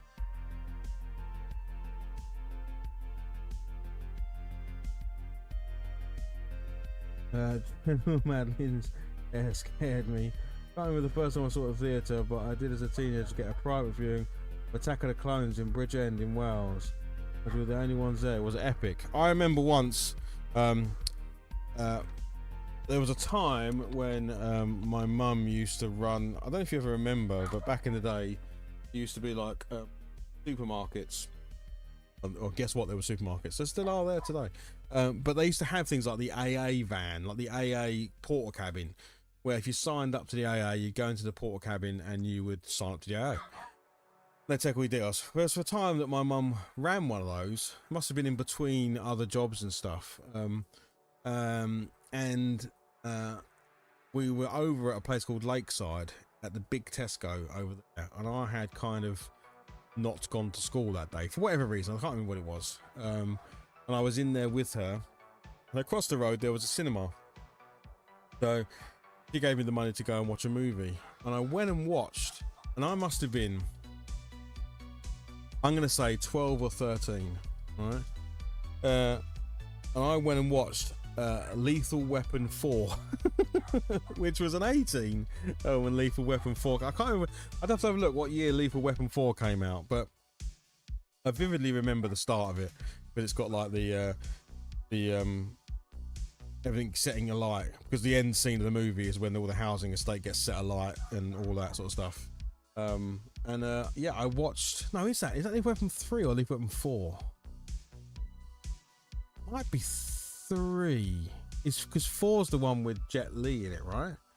So I think Lethal Weapon 3 is the one where at the end scene is all the houses built from wood, and there's the he drives the truck through it all, and he sets fire to the fuel line and it blows it all up. Anyway, so that's what I went and saw at the cinema, and I must have been, and the guy at the front, like, obviously knew I wasn't 18, but this cinema was empty. It was like a Tuesday afternoon or something random. He was like, mate, you're not 18. I was like, yeah, I am. Like 12 or 13. And he just looked at me, I looked at him, and then he just eventually went, all right, go on. So I went and sat in the cinema on the The AA as in the breakdown people, not AA as in Alcoholics Anonymous. That was 3, yes, Dad. That was it. Yeah, so I went and watched. I sat on my own in a cinema at Lakeside, watching Lethal Weapon 3, and was like so happy that I was sat in like this 1992. So I was 12. I was 12 years old. I was turning 13 that year. The October of 1992, I would have been 13 years old. So there we go. I'm bang on. Yeah, I went and watched Lethal Weapon 3 in the cinemas, and it was brilliant. Absolutely brilliant. Left, walked back over the car park, walked over the road, met Mum in the AA recruitment van, and that was great. Good memory that is.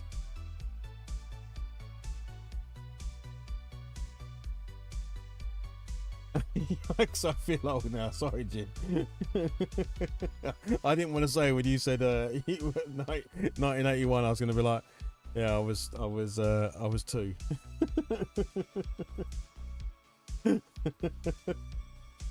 But yes, 1992. I'd have been turning 13. That's when I not snuck in, but it was just so funny because this cinema. It had like 10 screens. It was quite a big cinema for back then. Maybe it wasn't 10 screens. Maybe it was like 5 or 6 screens. Yeah, that's where I went and watched Lethal Weapon 3. And it was good. It was a good film, and I enjoyed it. And I've always loved the Lethal Weapon 3 films, and I was very happy that I got to go and see it when I did.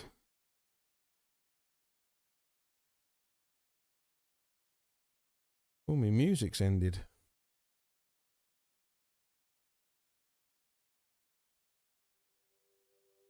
We've been streaming long enough.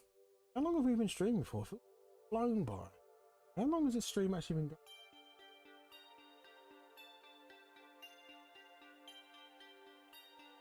Oh, like 2 hours.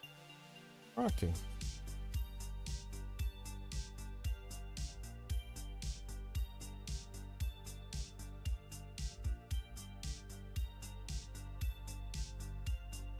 Time has flown, Clark.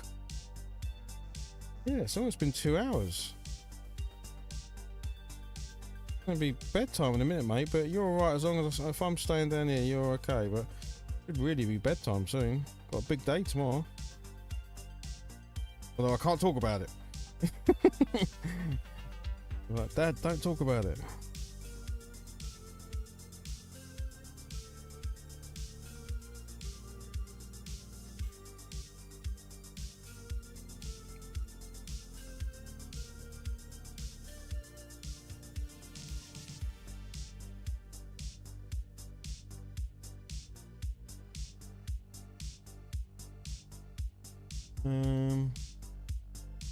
Somewhere along the line, I've lost a paint, and I don't know what the hell I've done with it.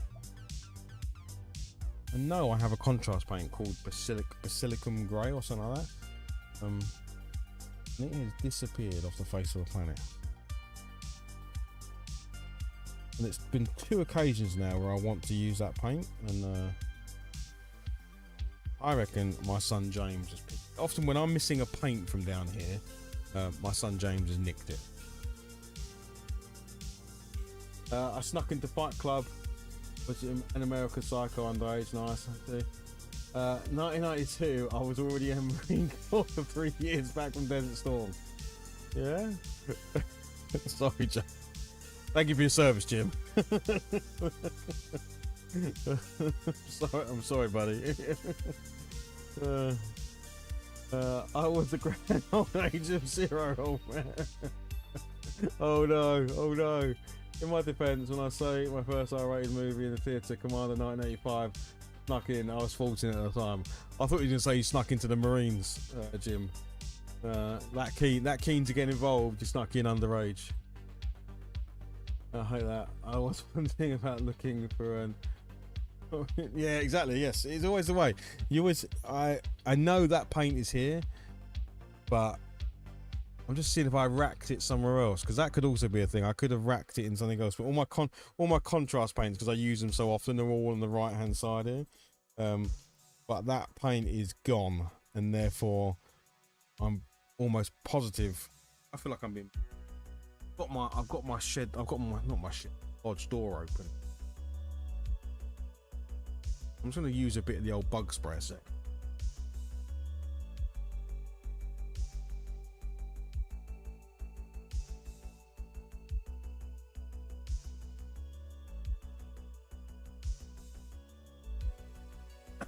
Oh my god, I nearly killed myself, let alone the bugs. Jeez Louise. Oh, that stuff is lethal. I don't know if anyone else suffers from this, but insects love biting me. Jeez. Sorry, Clark. I may have. I'm not sure if this bug's. I know. It's meant to kill the bugs, not me. Yeah, but insects love biting me. They're covered in bloody insect bites. If I close the door, it gets a bit too warm in here. Especially with winter coming. No, sorry, summer coming.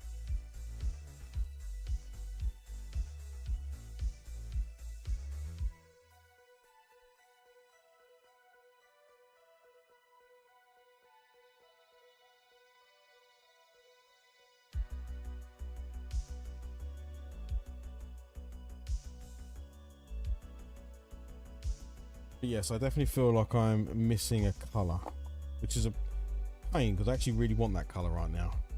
I'm trying to think if I can do something else to get around it, but I don't think there is much I can do.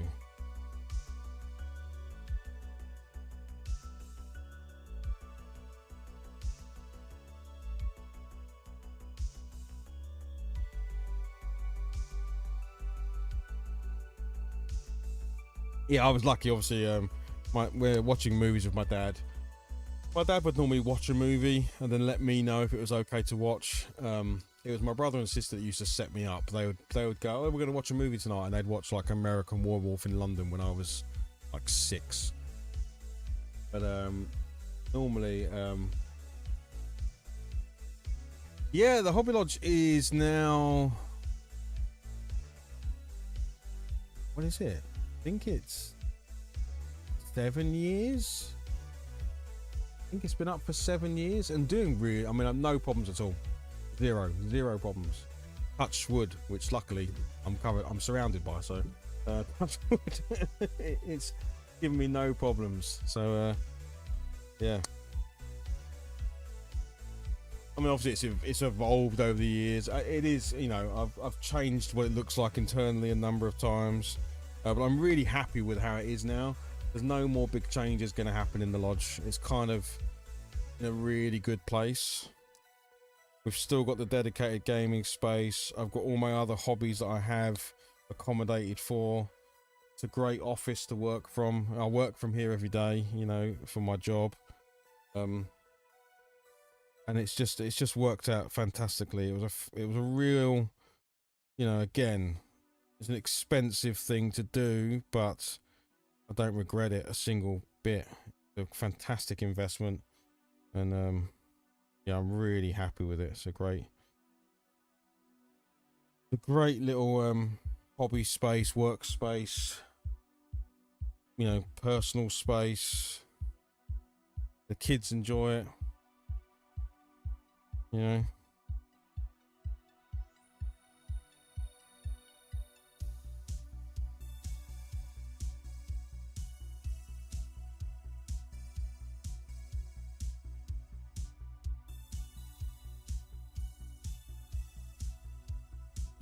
Right, I would like some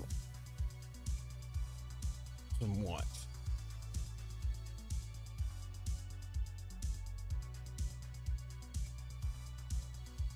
Yeah, it's the same with my dad. He used to watch movies and then we'd watch them together, or, you know, but we would always watch, like, you know, some of the classic, you know, like movies like, when I think of my dad, You know, I'm instantly thinking of movies like Zulu, or A Bridge Too Far, or The Longest Day, or yeah, things like that.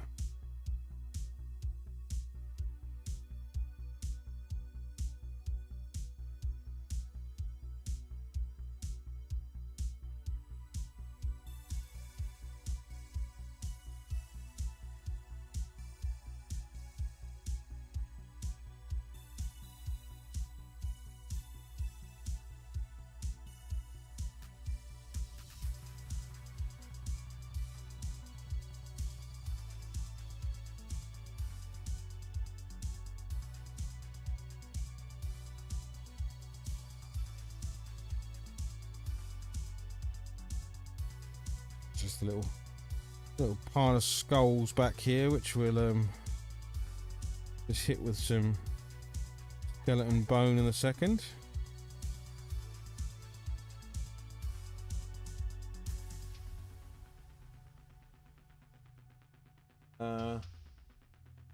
What's this?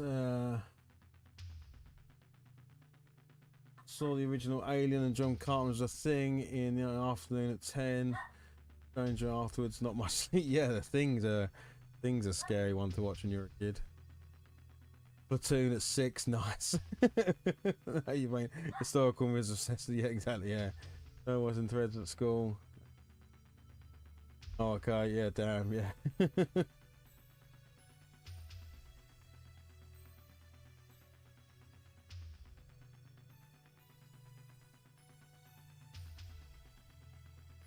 Yeah. My dad loved all the war movies and stuff. Yeah, and then we'd watch, you know, obviously some classics like some, you know, Chuck Norris, Bruce Lee, all of those things as well. You know, the Missing in Action movies. Me and my dad loved watching Missing in Action.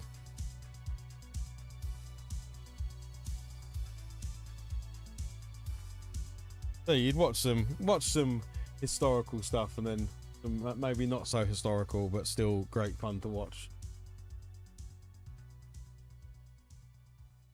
There you go. Yeah, Missing in Action. Yeah, I mean, it's just brilliant movies. Missing in Action 1 and Missing in Action 2.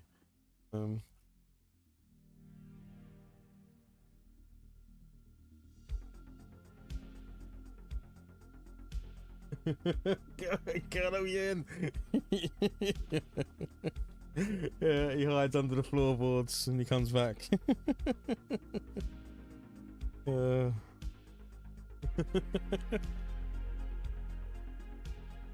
That movie scarred me a little bit. Do you remember the he literally breaks the neck of his pet chicken and stuff like that? That was like, that sticks with you, that sort of stuff, you know. That guy loved his pet chicken. Colonel Yin was a bad dude. He was a bad dude. Yeah, it's an old movie, a very, very old movie, Clark.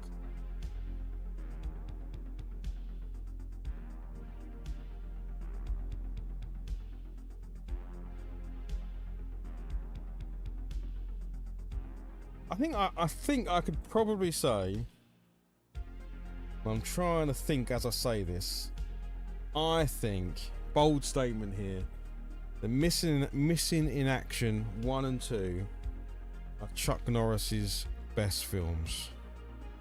Oh, that might pot the cat amongst the pigeons. Let's see if Nerdy Geezer is still around, if he heard that. Would he agree or disagree? Could he give me... Because obviously Chuck Norris did do a movie with Bruce Lee where he's the bad guy. It's not End, it's Way of the Dragon, isn't it?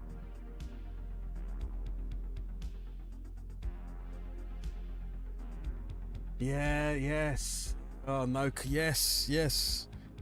And they're shouting at him. They're saying to him, he's what are they shouting? They're shouting something like it's a bluff, or it's and he goes, some sense of humor, or something like that, and they blow his brains out, literally blow his brains out. Yeah, Oh man, I'm gonna be watching Missing in Action twice. Yes. Twisted sense of humour or something he shouts, doesn't he? Yeah, because he makes out that he's like special forces or something, doesn't he? And he's got a whole troop behind him, and they're coming in, and you know, if he gives up, if they surrender to him, then he'll call off the troops.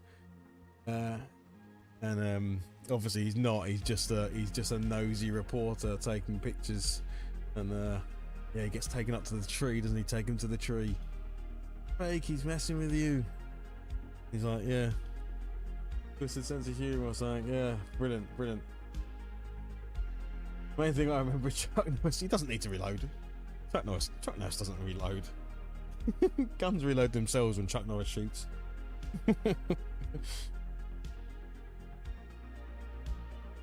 Well, that is a quality. It is. They are good. I know. Obviously, they're all. You know, those sorts of movies are all a bit cheesy and stuff, but actually, I think the Missing in Action films are good.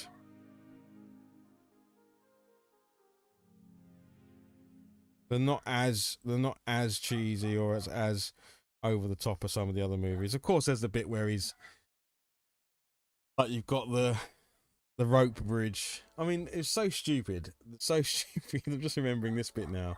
Obviously, they've got the rope bridge over the canyon, and if you try and escape over the rope bridge, the dude comes out with the flamethrowers and he cooks you on the rope bridge. Except you're on a rope bridge, so the rope bridge catches fire and breaks. So now they have to build. So they build a new rope bridge every time. It's like, why don't you just shoot the dude and then you don't have to rebuild your rope bridge every time? So, and of course, Chuck Norris crawls under the rope bridge. So he gets to, this is where the camp is over here. He crawls under the rope bridge to get to the hut where the flamethrower guy is. Kills them all. Actually, he comes out and he sets fire to all the guys and burns down the rope bridge. Now, how does Chuck Norris get back from this side of the canyon to that side of the canyon to go back and kill everyone? That was always one that was like, there must be other rope bridges then. There must be other ways to get across this canyon. I'm guessing he climbs down, goes over and climbs up, I guess. I don't know. But maybe thinking too much for these films.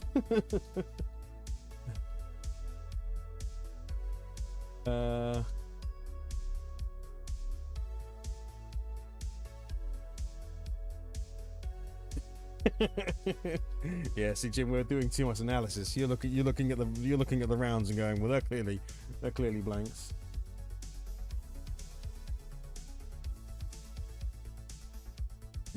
Exactly. The canyon closes for Chuck Norris. He doesn't have to cross the canyon.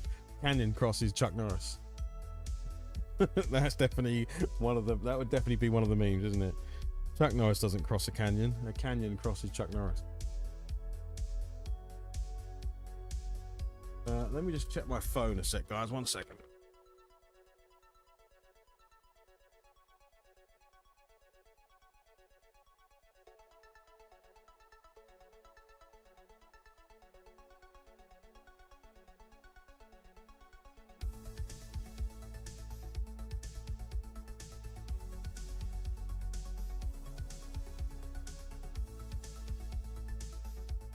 Yeah, all good.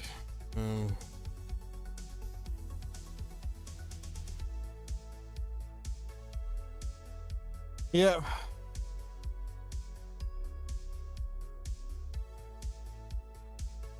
But yeah, I think I can put that statement out there. I think Missing in Action is Chuck Norris's best films, the two of them.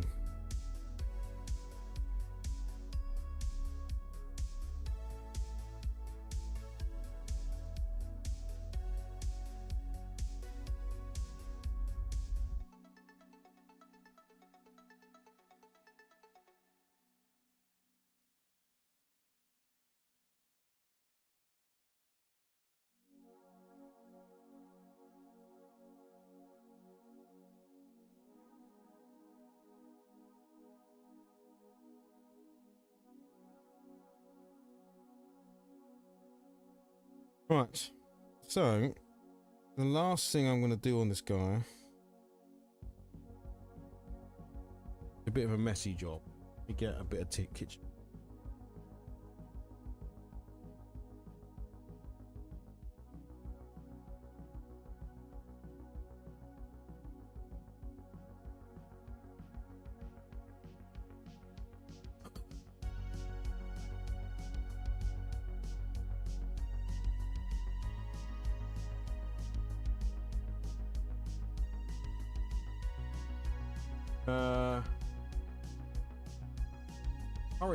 Horicon. Because there is a few, isn't there? There's loads of. There's what was the other one I've heard of? Is that the one that I think is called? Isn't there a Historicon as well or something? Isn't there?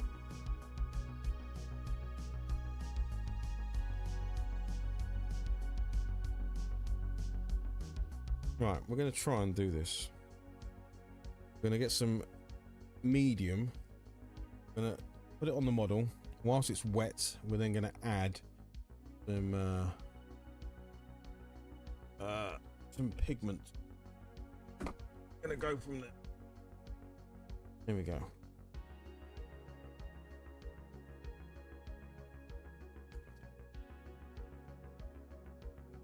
The pigment I'm going to be using is, if my eyes see it, is some burnt sienna. All I'm going to do is kind of like splash it around the bottom of the miniature, and then we'll brush it away when I no longer need it.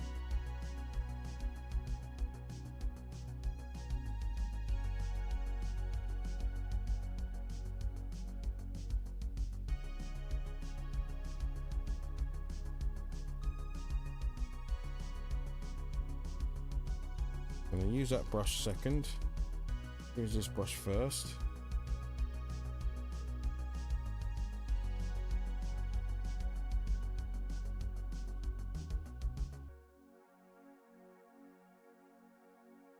Come on.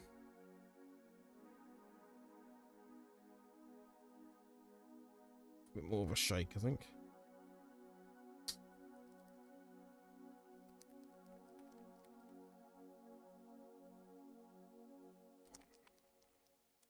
Yeah, I will draw this to a close soon. I'm going to get this bit done, and then I'm going to leave it. Because I need everything to sort of dry and come together.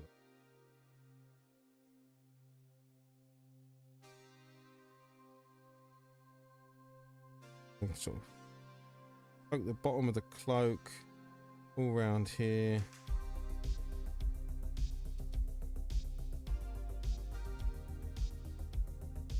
Not being too careful.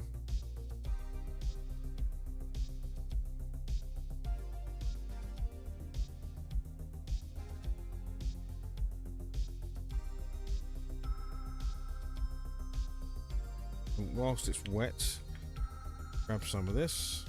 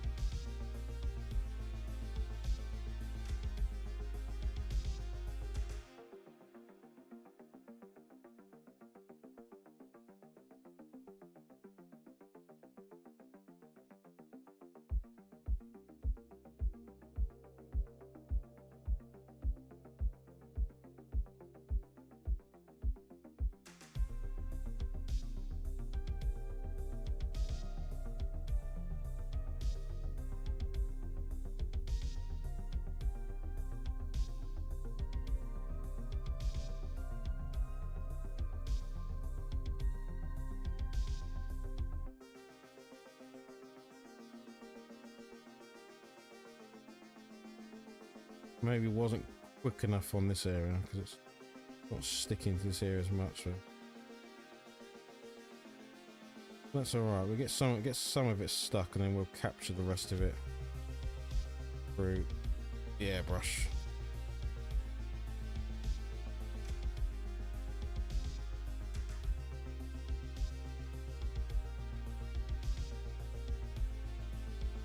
It's not bad.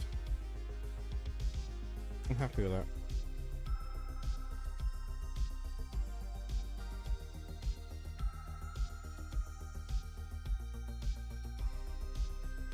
Right, let's try and save some of this.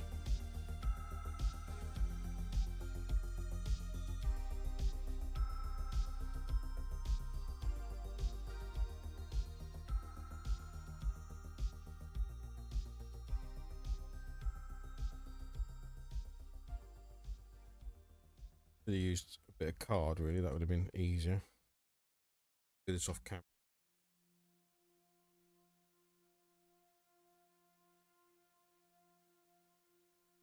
Okay.